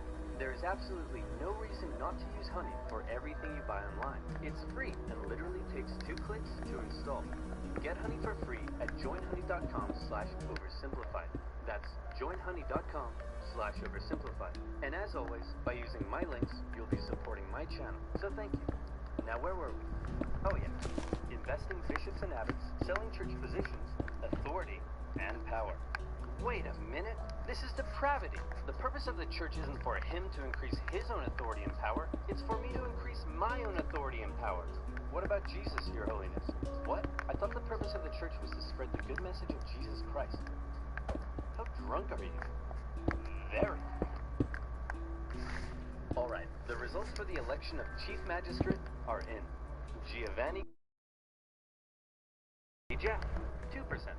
And the bucket, 1,000,000,000,000%. Around the year 1050, a series of reformist popes came along, and they said enough was enough. They wanted to stop the emperor from abusing the church and investing his own church officials. How are you going to stop me so long as I have control over who becomes pope? Remember the circular power division? If you try to stop me, I'll just depose you and pick someone else. Oh no, I've contracted tuberculosis. And just like that, the emperor was dead. His 6-year-old son, Henry IV, took over. And as we all know, child emperors equal opportunity. The church had an opening to take back control of the papacy. Hey man, I hope you don't mind, but we're changing the rules so that only the church cardinals can elect the pope, and you no longer have any say in the matter. You know, if that's cool with you. I peed my pants. Okay, great talk. Then, with the position of the pope a little more secure, he held a big meeting where he drew up a big list of all the reforms and new powers he was giving himself. and it included some pretty gnarly stuff. Okay, first, I have the power to depose Emperor. Is everyone cool with that? Yeah? Let's see. Only I can depose or reinstate bishops. Yeah? Alright, no one can judge me. Old princes shall only kiss my feet. Only my name shall be spoken in the churches. My name is the only name in the world. Okay, I think you're done. These were all some pretty radical powers the Pope was giving himself, and with these reforms, the Pope was basically telling the Emperor, you no longer have the right to choose your own bishops and abbots. Only I can do that. When the Emperor, now a full-grown man, heard the news, he was furious. What? This is madness! Who does this guy think he is? I'm the Emperor, for goodness sake. He can't tell me what to do. I'll invest my own bishops and abbots if I want to, and this rapscallion can go right to heck! I peed my pants again! The whole conflict escalated when Henry IV went to the Pope and said, hey, guess what, sucker? You're deposed. Oh? Wait a minute. I'm the Pope. You can't depose me. You're deposed. Oh. Wait a minute. I'm the Emperor. You can't depose me. You're deposed. Oh. Wait a minute. Eventually, the German princes took advantage of the situation, and they all turned against Henry. Henry was forced to apologize to the Pope, and the whole thing ended there. Except it didn't. The whole conflict, known today as the investiture controversy, would continue on for centuries as popes and emperors engaged in a power struggle over the emperor choosing his own church officials. The overall result of this conflict is very intricate and full of complexities, but in general, the Pope was able to increase his authority. Great news, Your Holy. Influence is on the rise throughout civilized Europe, except for this one city in northern Italy. Really? What's going on there? As for the Emperor, he found his realm thrown into further chaos and civil war, as the local princes continued to increase their own power and independence. This was most notably the case in northern Italy. Separated from the rest of the Holy Roman Empire by the Alps, the Emperor's influence and control over Italy had often been questionable. In the current chaos, these Italian city-states began operating almost entirely independently. Their practical independence was further solidified when Emperor Frederick Barbarossa came down in 1176 to try to reassert his control. The cities formed an alliance, and with the Pope's support, they kicked the Emperor right back to Germany. Hooray, said the Italian city-states. We did it. We're the best of friends. And then they immediately began attacking each other. Why? Well, this whole Pope versus Emperor thing, in Italy at least, had infiltrated society to its very core. Across Italy, families and cities were torn between two opposing sides. On one side, the Guelphs, who supported the Pope's cause. On the other, the Ghibellines, who supported the Emperor. These two sides struggled for control, as Guelph cities battled against Ghibelline ones. As usual, personal interest played a pretty big role, as pro-Pope Guelph cities tended to be rich mercantile ones who didn't like the Emperor's taxes. Emperors supporting Ghibellines, on the other hand, were often agricultural, where the expanding papal estates were a larger threat. These cities would sometimes even switch sides depending who was in charge and their ever-changing personal interests. In some cities, brutal fighting broke out in the streets as opposing families fought for control. At times, the conflict became so tribal that the differences between the two sides were just downright silly. My love, I can't bear it. We must be together. But how can we? My Ghibelline family wears feathers on the left side of their caps, and your Guelph family wears them on the right. My Ghibelline family cuts fruit straight down, and your Guelph family cuts fruit crosswise. These are arbitrary differences. We shouldn't let them tear us apart. We can be together no matter what our families think. Wonderful news. Let's make a toast to our love. I'll drink from my Ghibelline smooth goblet, and I shall drink from my Guelph chaste goblet. Get out of my sight, you dirty Pope-loving wench. Two city-states in particular that got caught in a long-standing rivalry was the Emperor supporting Modena and the Pope supporting bucket-loving Bologna. These two cities had bad blood between them, as they had already fought against each other on a number of occasions. In 1249, the two sides took part in the Battle of Fasolta, after which the victorious Bolognese launched a live donkey into Modena to humiliate them. For decades after that, the two sides would occasionally take little day trips into each other's territory and mess things about a bit. In the fateful year of 1325, the Bolognese went on one such trip and laid waste to some farmlands. The ruler of Modena, Passerino de Bonacolsi, was having none of it. The Bolognese had two major forts protecting their city in the southwest, so Passerino, in retaliation, decided to take an army down and lay siege to one of them. Hey, you dirty Bolognese jerks! You think you can raid our farmlands? Come out here and face me like a man. Hey man, what's up? I just come out to let you know that there's no need to siege America because... Whoa, hey man, chill out. I'm trying to tell you... Whoa, stop doing that. I'm trying to tell you I'm actually secretly sympathetic to the Imperial cause and I want to willingly hand the fort over to you. Oh, cool. Okay. Dude, what was that for? For betraying your people. And this is for joining mine. Mwah. The Bolognese were pretty unhappy to lose one of their main defensive forts, but to make matters worse, then this happened. Hey, wait a minute. Where's the bucket? Oh no, it's gone. Those Modenese must have taken it. We'll make them pay. This is unacceptable. They may take our lives, they may take our fort, but they will never take our bucket. Oh wait, here it is. I found it, guys. It's right here. Phew. Could you imagine if we started a war over that? That would have been really stupid, and there'd probably be a billion videos about it on YouTube one day. Thank goodness it never actually happened. That's right. The famous story you may know about the War of the Bucket, that the war started because Modena stole Bologna's bucket, doesn't actually seem to be quite right. I was surprised to find that the bucket was likely not actually stolen at the start of the war. And at this point, I want to thank and give a big shout out to fellow history YouTuber and Laser. He's the one guy I found who actually translated a fantastic original Italian source, and then kindly allowed me to use his work in my own research. He does really well researched and in-depth videos, and definitely deserves way more subscribers, so please head on over and check him out. The real reason Bologna seems to have declared war on Modena is simply that they both hated each other, supported opposing factions, the Pope had called on both cities to attack Passerino, and Bologna wanted its fort back, and they were gonna get it back. Bologna had a large force, much larger than what Modena could muster up, so they felt pretty confident. They sent half their force to lay siege and take back the fort, and the other half took defensive positions to prevent the Modenese from crossing the river. The smaller Modenese force were struggling to find a place to cross, so one night they were like, "Hey guys, look out, we're attacking way up here in the north. Better move your troops." Oh, would you look at that? That was easy. And just like that, Modenese were across the river. The Bolognese were probably expecting the Modenese to come and break their siege, but instead, the Modenese went for the second fort at Zappolino. Bologna couldn't afford to lose both of its defensive forts, so the entire Bolognese force moved to take defensive positions at Zappolino. When the Modenese arrived, it was already late in the day, and there were about 2 hours of sunlight left. In most medieval battles, at this point, both sides would set up a camp, rest for the night, and prepare for battle the next day. But the outnumbered Modenese decided the only way to win was to deal a quick, decisive blow while the Bolognese were still unorganized and unprepared. And that's exactly what they did. They charged at the Bolognese line, and the two sides engaged in fierce combat. Then the sneaky Modenese pulled what must be the most predictable, yet somehow consistently surprising move in medieval warfare. They sent the cavalry around the side and hit them from behind. Bing bang bong, the Bolognese went on the run. With casualties in the thousands, Modena had won, and the Modenese cavalry chased the Bolognese cavalry all the way back to the city. After Modena's victory, they went on a tour of the Bolognese countryside, burning some stuff down along the way. When they reached the city itself, instead of laying siege, they set up a camp and basically held a massive party for 3 days. The defeated Bolognese could only sit back and watch.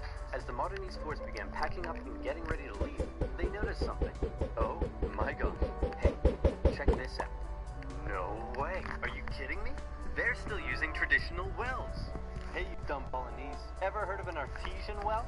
You can't even get water out of the ground without using a stupid bucket. It's not a stupid bucket. It's a wonderful bucket. Yeah, whatever, bucket boy. We're taking this with us. So Modena stole Bologna's bucket and put it up on display in their cathedral, eventually moving it to the city hall, where it remains on display to this day. The two cities came to a peace settlement a few months later. Bologna would have to pay heavy war reparations, and in exchange, Modena would return all conquered territories. Modena kept the bucket. Despite being one of the bloodiest battles in medieval Italian history, it didn't really change anything, except now Modena had Bologna's bucket. As for the larger power struggle between the Pope and the Holy Roman Emperor, that would continue on for some time and played a part in many major events of medieval history, such as the Crusades, the Protestant Reformation, eventually leading to the general separation of church and state we see in Europe today. So there you have it. We learnt about the Pope and the Holy Roman Emperor, the investiture controversy, and finally, the War of the Bucket. It's been a long day, and it's time to turn out the lights and go to sleep. Okay, I love you. Okay. Good night. Say it back!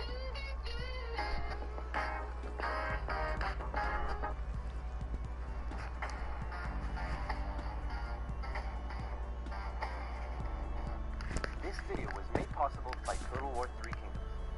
strategy game from the multi-award-winning Total War series. Support my channel by using the link in the description down below to buy the game on Steam. Also, new merch available now in the store, including a mystery new character pin. I wonder who it could be. Ancient China. The sun is shining, the birds are singing, the children are playing in the village square. What a wonderful time to be alive! Hey, the Yellow River flooded again and destroyed all your crops. And also we're being raided by nomadic tribesmen. And also this period of Chinese history may be entirely mythical, meaning you may not even exist. Well, that would certainly explain the laser eyes. Chinese civilization began around the year 2000 BC when the possibly mythical Xia dynasty was formed. Throughout China's history, dynasties would usually rise up with a powerful leader who worked for the good of the people. But over time, the leaders would become more corrupt and self-serving. Someone would inevitably build a lake of alcohol, and the angry populace would overthrow them, giving way for a new dynasty to rise. Following this pattern, the Xia dynasty was replaced by the Shang, who liked bronze and writing, but then the leaders got corrupt, and were replaced by the Zhou, who liked iron and philosophy. But that one sort of just fell apart, and was replaced by the Qin, who liked building walls and people made out of rock. But they were pretty tyrannical from the start, and were quickly replaced by the Han, who liked creating new trade routes and getting in touch with their emotions. In line with this pattern, the Han dynasty came about under the strong and popular leadership of Emperor Gaozu. The dynasty remained firmly in place for over 4 centuries and was considered a golden age in Chinese history, developing new forms of art, political thinking, technology. Oh, looks like all the leaders got corrupt. See, probably the biggest problem in ancient China's political system that allowed so much corruption to come about all the time was a little something called court culture. Let me explain. Imagine for me, if you will, that you are the son of the Chinese emperor. Hooray! Now, apart from how weird it is that you have a ton of stepmoms, and many of them would like to kill you, and also all of your friends are middle-aged dudes with no dongs, life's pretty alright. One day, your father says, "Son, I know our relationship hasn't been the best, and I've never said this before, but I just want to let you know that I love you." Oh no, I'm having a heart attack! Look at you. Now you're the emperor. I'm so proud of you. But wait, you are but a child and have no idea how to rule over a massive empire. Fret not, because just about everyone in your court wants to help you out with that. Hey man, remember me? I'm your mom's bro. Anyway, I heard you needed someone to rule over China for you. I mean, to help you rule China. So hey, here's a popsicle. I hope we can get along. No way, man. We've been your friends and your personal caretakers your whole life. And even though we may have no dongs, I think you should give us all the power to rule China. I mean, help you rule China. So who will you be influenced by? Your scheming uncle or your loyal eunuchs? And towards the end of the Han dynasty, a string of child emperors allowed more and more power to fall into the hands of the eunuchs. Oh no, now they're scheming too.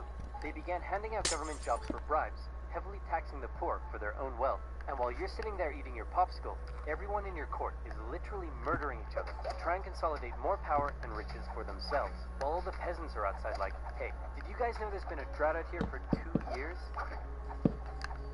Guys, obviously the people weren't too happy that while they were struggling to survive, they were also being heavily taxed so that the eunuch faction could all have rockin' mansions, complete with swimming pools and Alexas. So finally, when a self-proclaimed Taoist wizard came along and was like, "You know whose fault it is that we're all out here starving? It's the emperor and his posse. They've lost their mandate from heaven, and the imperial family must be destroyed with an unrelenting, furious wrath." Also, check this out. Huh? Can you tell what it is yet? Ta-da! It's a little kitty cat. Look at their little ears. The people loved his political philosophy. He promised them land reforms, and his followers grew in number. They began arming themselves and wearing yellow turbans. And they also developed a really catchy slogan. In the year 184, the Yellow Turban Rebellion broke out across China, with millions rising up against the Han Dynasty. And the imperial government in the capital city freaked out. With all their internal bickering, they were completely unprepared and unable to deal with such a huge rebellion. So they were forced to call on independent warlords from across the empire to help them deal with the situation. Some big names took part in the fighting. I'm talking the likes of the great Cao Cao, the tyrannical Dong Zhou, Liu Bei, Sun Jian, and many, many other Chinese names I'm definitely not pronouncing correctly. These warlords crushed the rebellion in their own respective regions, and with casualties in the millions, the Han Dynasty breathed a huge sigh of relief. But what they didn't realize is that by relying on all the warlords and their armies, they had essentially diminished their own central control over the empire, and many of the warlords now held the power to act almost completely independently and rule over their own local regions themselves. Back in the capital, the emperor and his son were having a little chat. Listen, I know we've had our ups and downs, and I spend all of my time with your many smoking hot stepmoms instead of you. But what say you and I finally go on a little fishing trip together this weekend? Oh no, I'm having a stroke! And yet child emperor was on the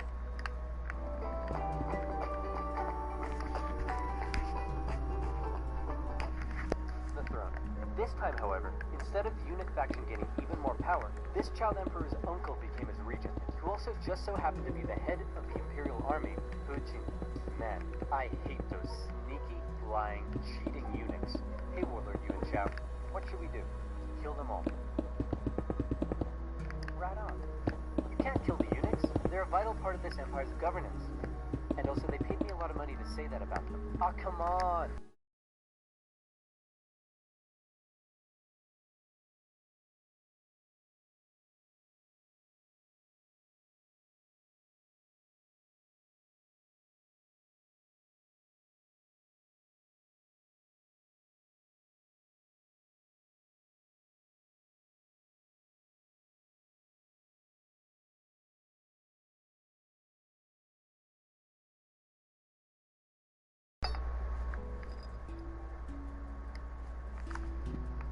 Kill them all. Imperial forces stormed the palace, and the eunuchs were all massacred. The peasants, who were still suffering from drought and starvation, saw what was going on and began to riot. The emperor and his brother were forced to flee the city, which was now in flames, and the feared, nasty, tyrannical, bloated Dong Zhou had just arrived. He found the emperor and his brother wandering the hills outside of the city and was understandably confused. So he scooped up the emperor, went to the capital and was like, "Hey guys, what's up? I see the capital is on fire. Also, I'm here with my army, and I have the Emperor with me." Wait a minute. The capital is on fire, I'm here with my army, and I have the Emperor. Screw you guys, I'm in charge. So now Dong Zhou ruled over the Han Dynasty as the Emperor's regent. His first act was to say to the Emperor, "Hey man, no hard feelings, but I like your little brother better, so I'm actually making him Emperor instead of you, so you're free to go do whatever you want." Actually... yeah. That feels better. Dong Zhou ruled with an iron fist, and he did whatever the flip he wanted. He made absolute decisions himself, showing no regard for the monarchy. He had his opponents, or those who disagreed with him, killed. He broke protocol, doing things like keeping his sword when approaching the emperor, wearing shoes in the court, sleeping in the emperor's bed, and worst of all, he would walk in the presence of the emperor. You were meant to trot. The other warlords around the empire hated him, and so they said, "Something needs to be done about this guy. What say we form a coalition and oust him?" And it was agreed. Warlords from across China, their armies amounting to 100,000 men, allied together against the tyranny of Dong Zhou. Yuan Shao's coalition consisted of some of the nation's most capable leaders, including his half-brother, Yuan Shu, the great Cao Cao, and Sun Jian. But Dong Zhou had an ace up his sleeve. His protege and adopted son, one of the most skilled and feared warriors in all of China. It's Lu Bu. This guy was a beast of a man. He never lost a duel, and no other warlord dared challenge him to one. He was also famous for betraying just about every warlord he ever fought for, something that Dong Zhou didn't seem too concerned about. The coalition attacked Dong Zhou in Luoyang, and in particular, Sun Jian's forces inflicted a heavy defeat against him, and he was forced to flee. This initial success, however, the war entered into a stalemate. The warlords in the coalition realized it was going nowhere, and also they all secretly hated each other, so they all went home. Dong Zhou was safe, until... Legend has it that a government official in Chang'an had a daughter who was hot, super hot. He invited Lu Bu to his home, and promised Lu Bu that someday he could marry his daughter. Then, he invited Dong Zhou to his house and did the exact same thing. Dong Zhou was so smitten that he insisted on taking her as his concubine immediately.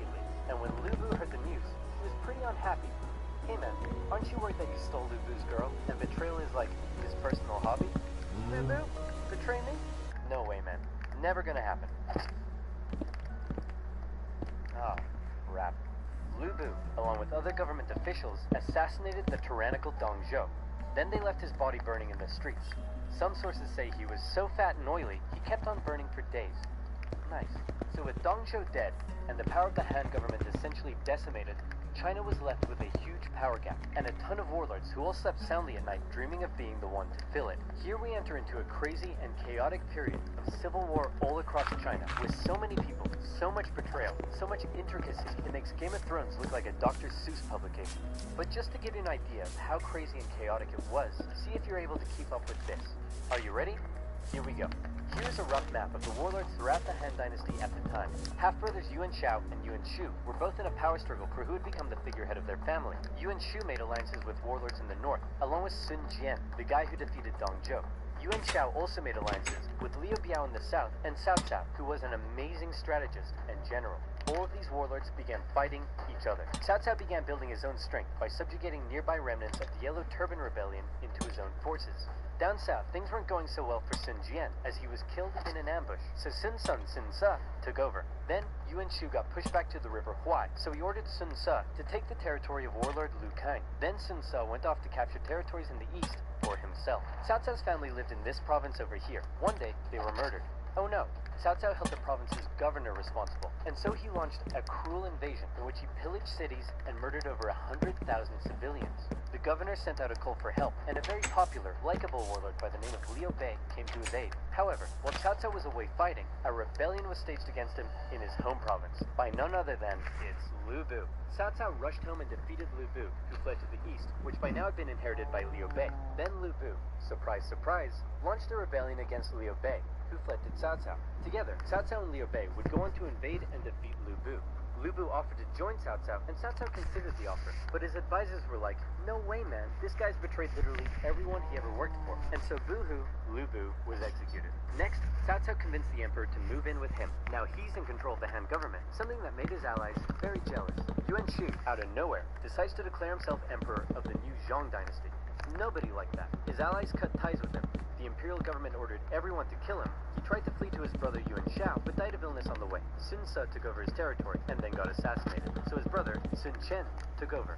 Liu Bei turned on Cao Cao, but got obliterated, and was forced to flee south.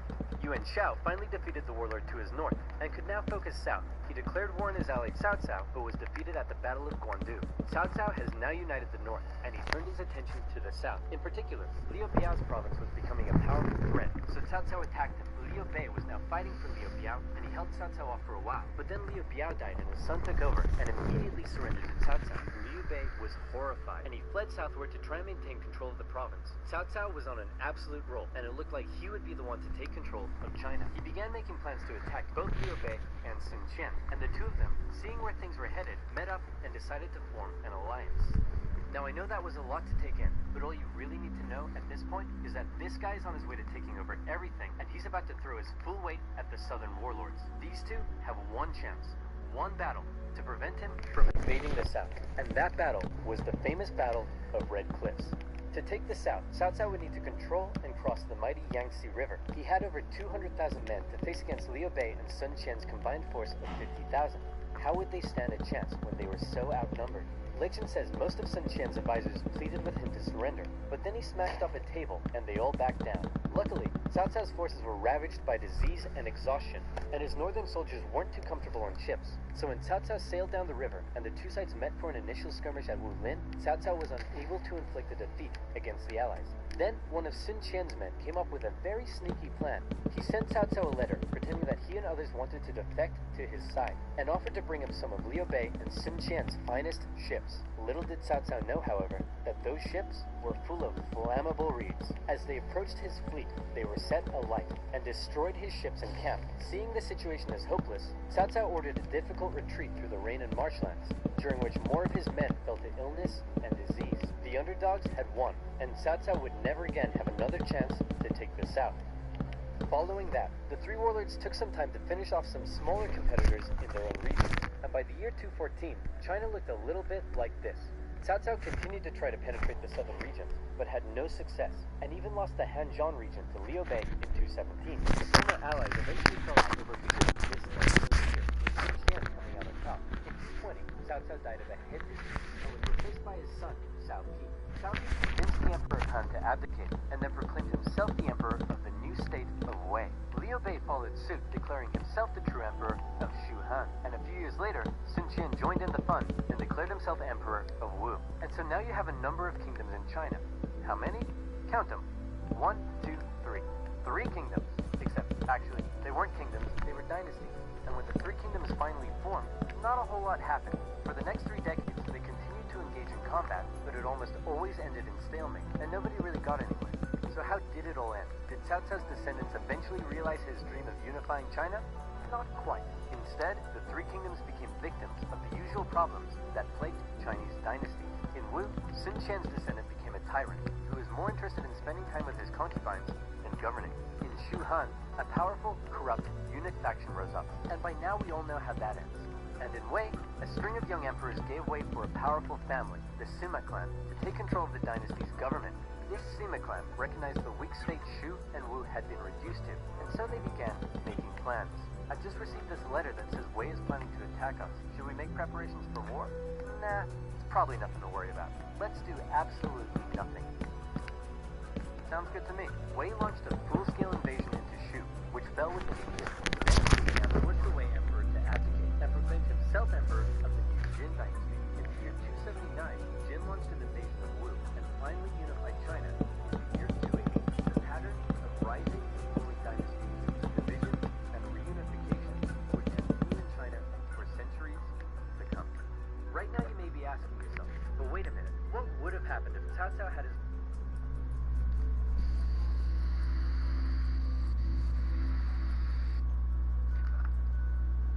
This video was made possible by NordVPN. Get protected by clicking the link below and get an amazing 75% off. That's only $2.99 per month with an additional month free for a limited time. Also, new French Revolution merch available now in the store, including King Louis and Marie Antoinette character pins, complete with detachable heads, just like the real thing. So I said to the Marquis de la Fayette, "What do you think I am? Some dirty peasant? I've never worked a day in my life." Wow, that Marie Antoinette sure is pretty. Sure is. Wouldn't want to be Prince Louis then. That's going to be a lot of responsibility when he becomes king, especially since France is in financial ruin. Quite. Thank you one and all for attending the royal marriage of my grandson, the future King of France, to the Archduchess of Austria. Now for the very awkward yet historically accurate part of the ceremony, where we all watch them get into bed together.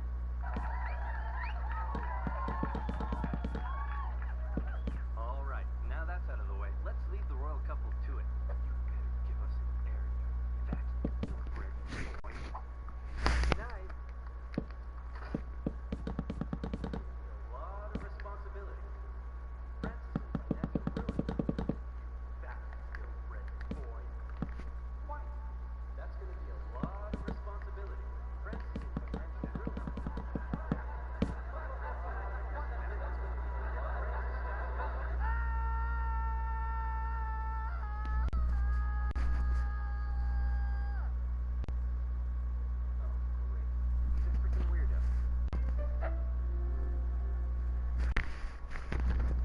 France, the most prosperous, cultured, and beautiful nation in the world, as it has been for centuries.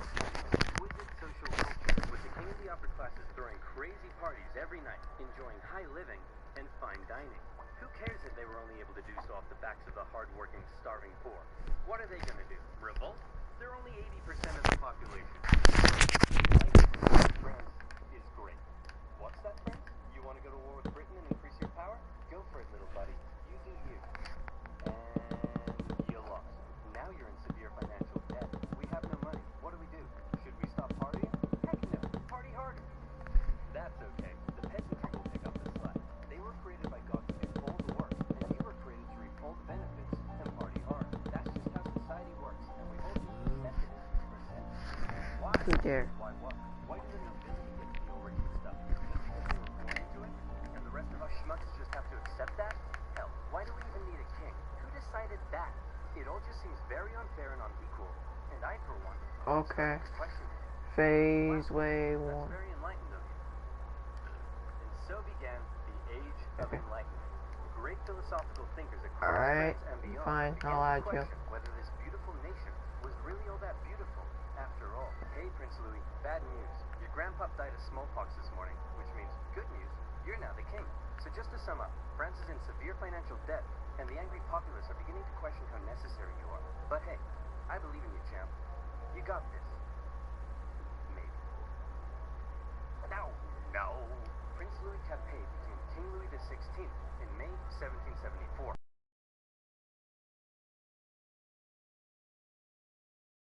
Never mind one in crisis, and he was easily manipulated by those around him. One of his first acts was to try to get revenge on the British by financing their American colony's revolution. Hey, we're an independent nation now. That was real swell of you, Louis. Couldn't have done it without you. Glad I could help. So hey, at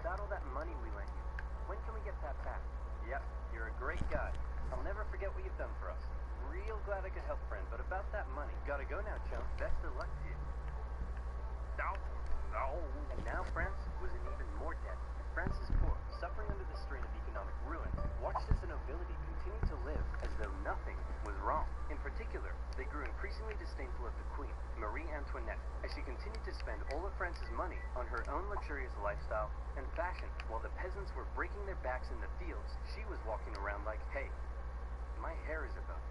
I'm not making that up. Her hair really was a boat, and her lavish spending earned her the nickname Madame Deficit. And speaking of the Queen, there was also a long-standing scandal around the fact that the king took a very long time to boink her, and the working classes of Paris began ridiculing the royal couple with lewd pamphlets depicting the Queen as a court thought, and the king as a wuss, unable to fulfill his marital duty. Respect for the monarchy was at an all-time low, as France's finances were spiraling out of control, and the king and his aides really only had one solution to the crisis: tax the poor.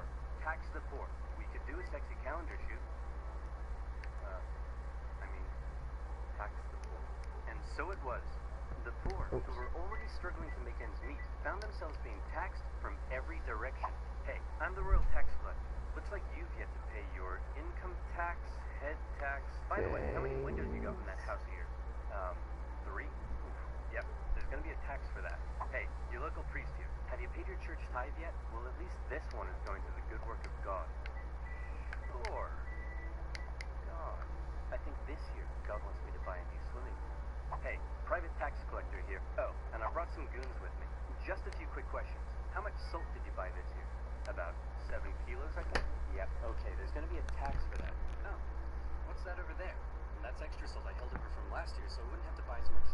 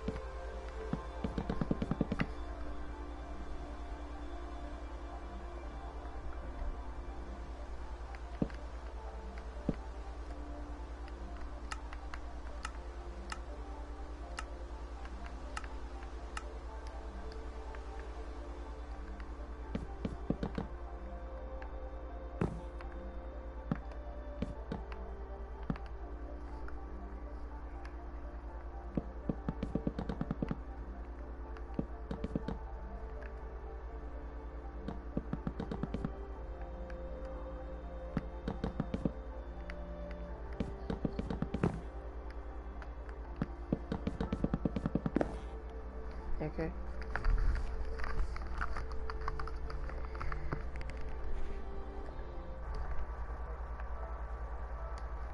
Hey, crap.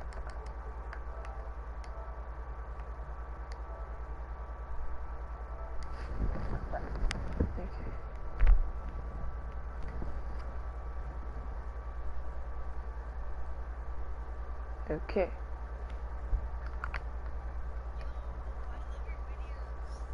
Oh, hi. Oh, that's nice. I can't invite you, sadly. This is the demo version. This is the demo version of the game that I broke very badly. Like, really badly. Assuming the fact that I'm in creative. And the remaining trial time is 0 minutes and 0 seconds. Yeah, I think this world's down to its knees.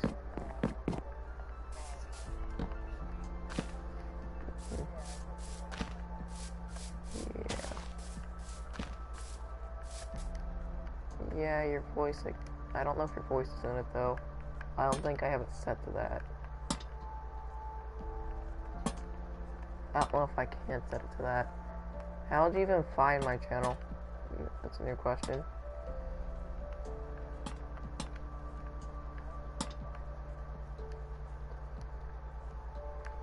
Did you just find it in the PlayStation thing? Where it showed all the Minecraft feeds? This is the first one of these I did in like a good 5-6 months.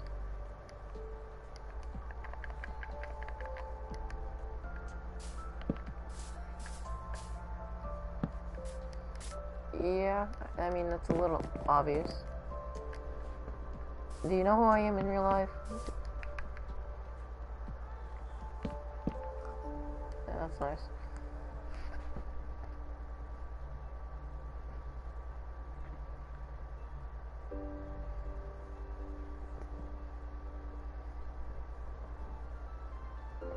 Oh, I learned that Minecraft is really broken. That's a cool thing to know. I started this stream in survival, and then the game started bugging out, so it became creative. That's probably how this works, right? If your survival stuff stops working, just play creative. Oh, that's a little cursed. This banner's flying. Why is the banner flying? That doesn't make sense, but okay. My disc doesn't work. The disc doesn't work for some reason.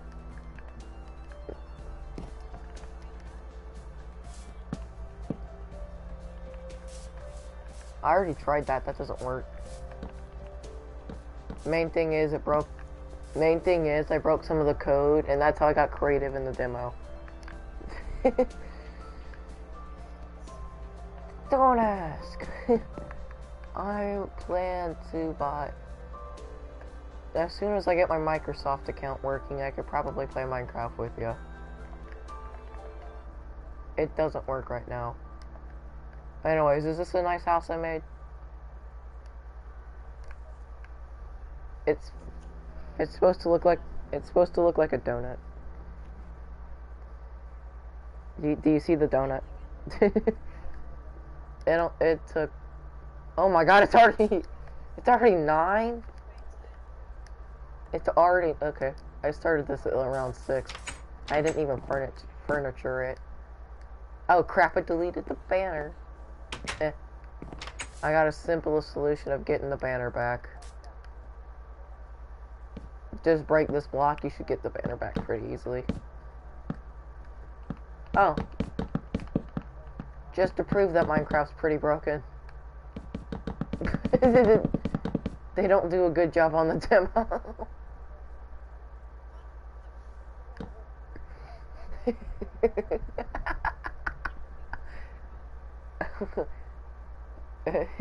I guess this is what I get. This is what I get for playing Bedrock and not Java.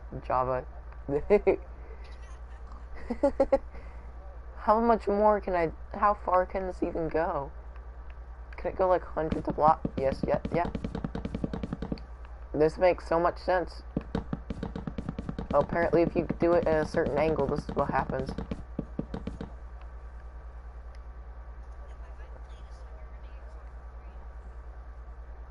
I honestly don't care. I've already got copyrighted out of Sweden, so... in Russia. Oh, okay. This is a... Yeah, this is a great base. Oh, it's raining. I probably... Too bad none of the commands actually work in the, like, settings menu. I have to do the command thing. You know, we're turning off this weather, but we have to do it the command style. Sadly. Or just put the do daylight cycle. Just weather. Oh cool, it already knows what weather is.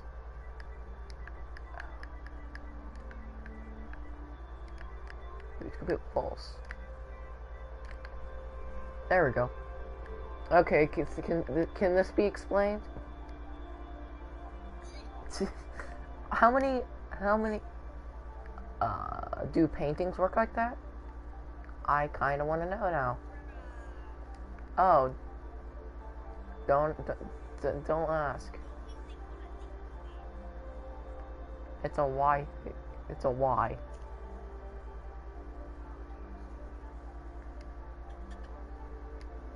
Oh, wait, the banners go by. Okay, so banners don't like rendering. That's cool. Wait, if I render far enough that where this house and these banners don't show up, will it make it look like the banners are flying? It's kind. Yeah, it does. Look at that. Okay, but first, do you like fly? Yeah, I will. But look, do you see that one banner? It's just flying. Yeah, it doesn't make sense. Alright, we're gonna do that. New thing. There. There's so many banners. To be honest, I'm honestly concerned that my PlayStation didn't crash. Alright, this banner. Bye. Oh, that's satisfying. I littered. Oh my god.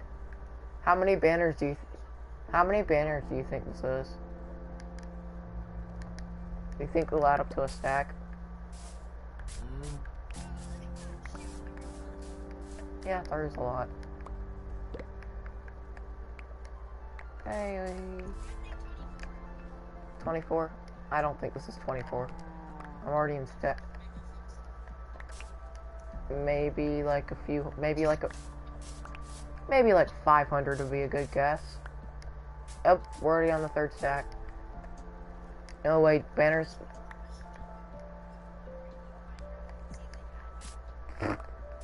That's what you've been doing all day. Okay. When you need PlayStation friends. When you need Minecraft friends, so you just go through all the streams. It kind of reminds me of something that I did a long time ago. What?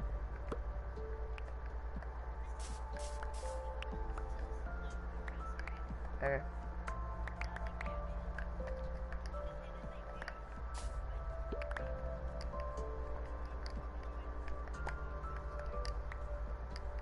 Yep, troll number 2. Troll the next person. There's still so many banners everywhere.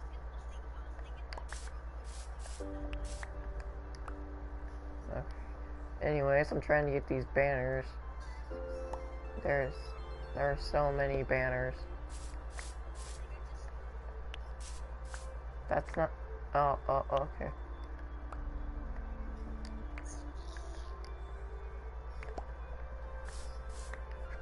Anyways, I collected every single banner. We got a lot of... I'm just gonna say that's a lot of banners. No. We're just gonna say it's a lot of banners. Yeah, Yep, I'm not counting. I'm too lazy to do that. My quarantine's supposed to be a good time. Oh, okay.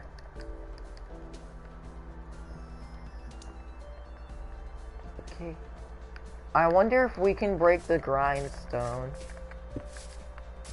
What if we... Yep, okay.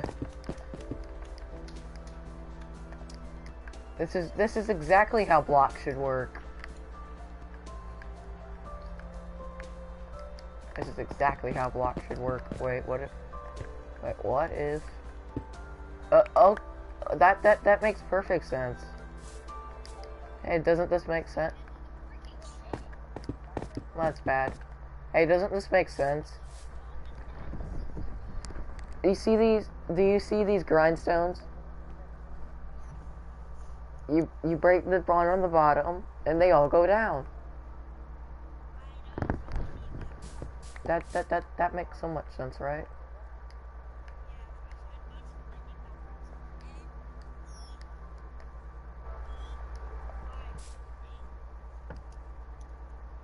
What?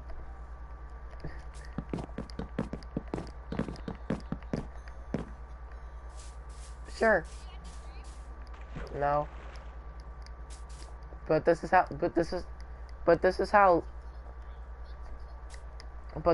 lectures work. Lecterns.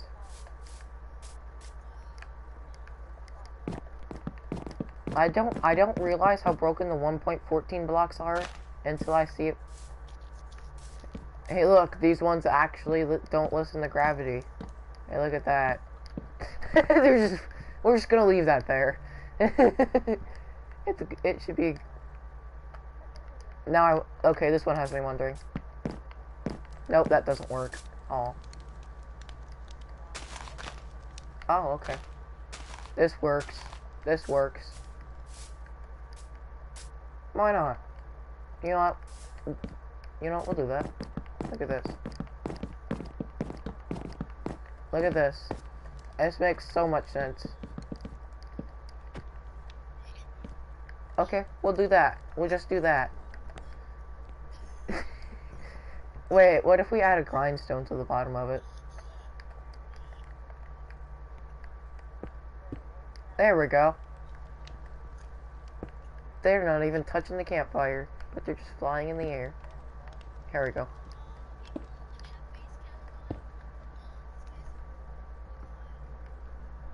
This is what I call...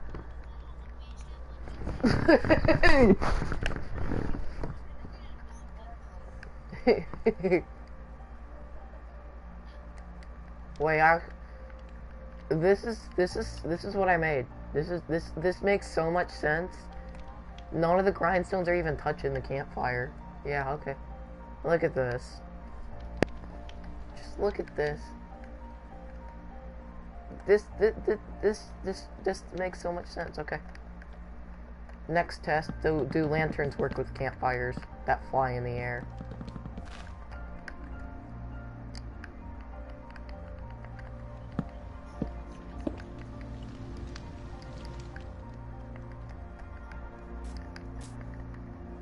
It's the Spanish in cuisine.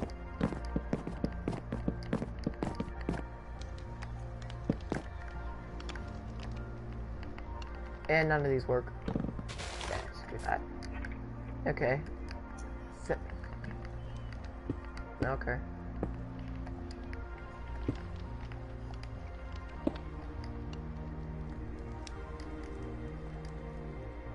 Can we put my flag on the flag?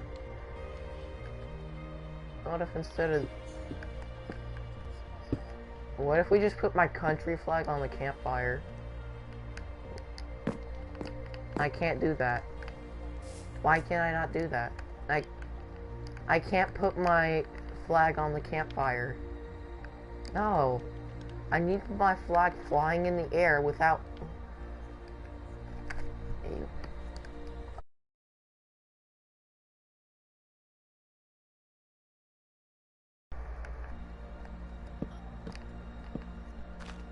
Oh, okay. You can just... Did you know you could just place banners in the ground? No? Oh, yeah, you can do that. Look at that. This makes doesn't this make like the most sense ever? Look, when you break this one banner, they all go down for some reason. Okay. You know what? This gives me an idea. What if... Let me check something. Oh. I'm not in the party anymore. Okay.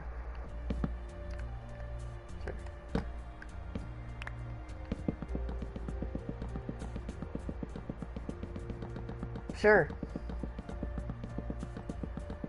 This works.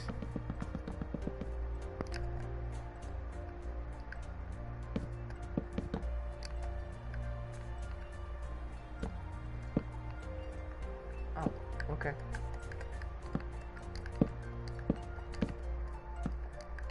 This is how banners work.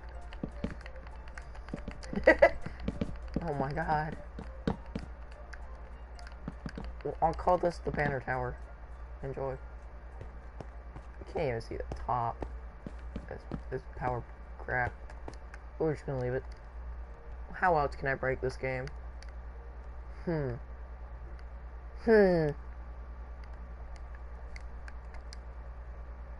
got an idea.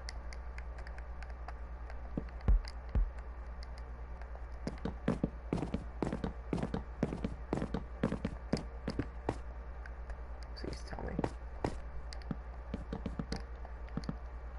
Yeah.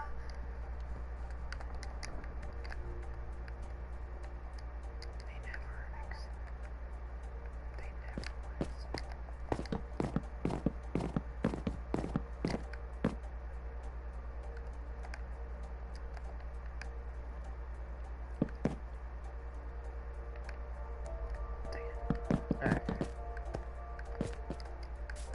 Flying broom stand.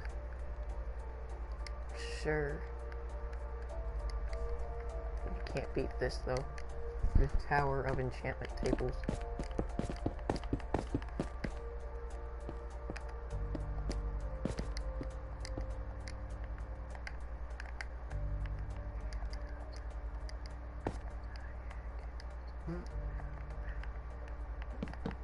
Yes.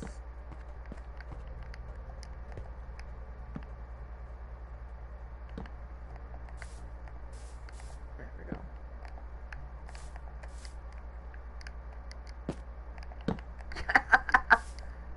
Da da da da da. Wait, what if we just give this a mop head?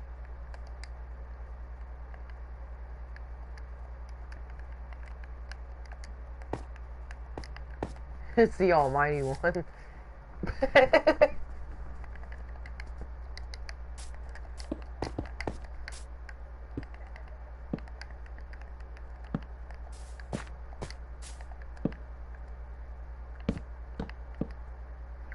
one.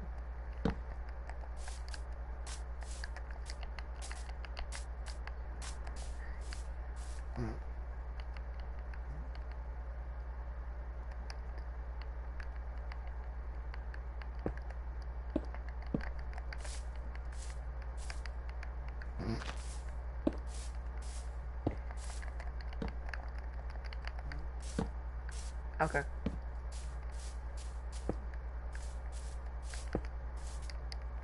Spanish inconceived.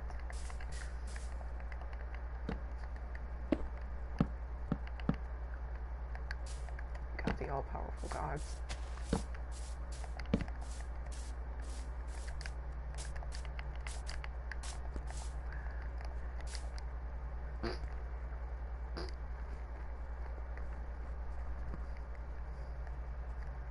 Curse damage is mine. Okay, this is going on Reddit.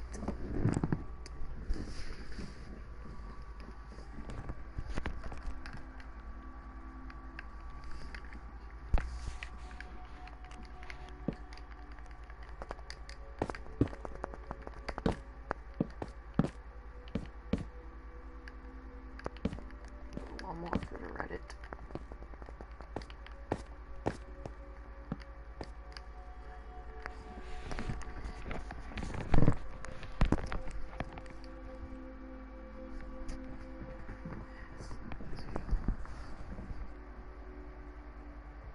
Okay, that brings us to the end of today's stream. Thank you guys for watching. Have a good day. I'm out.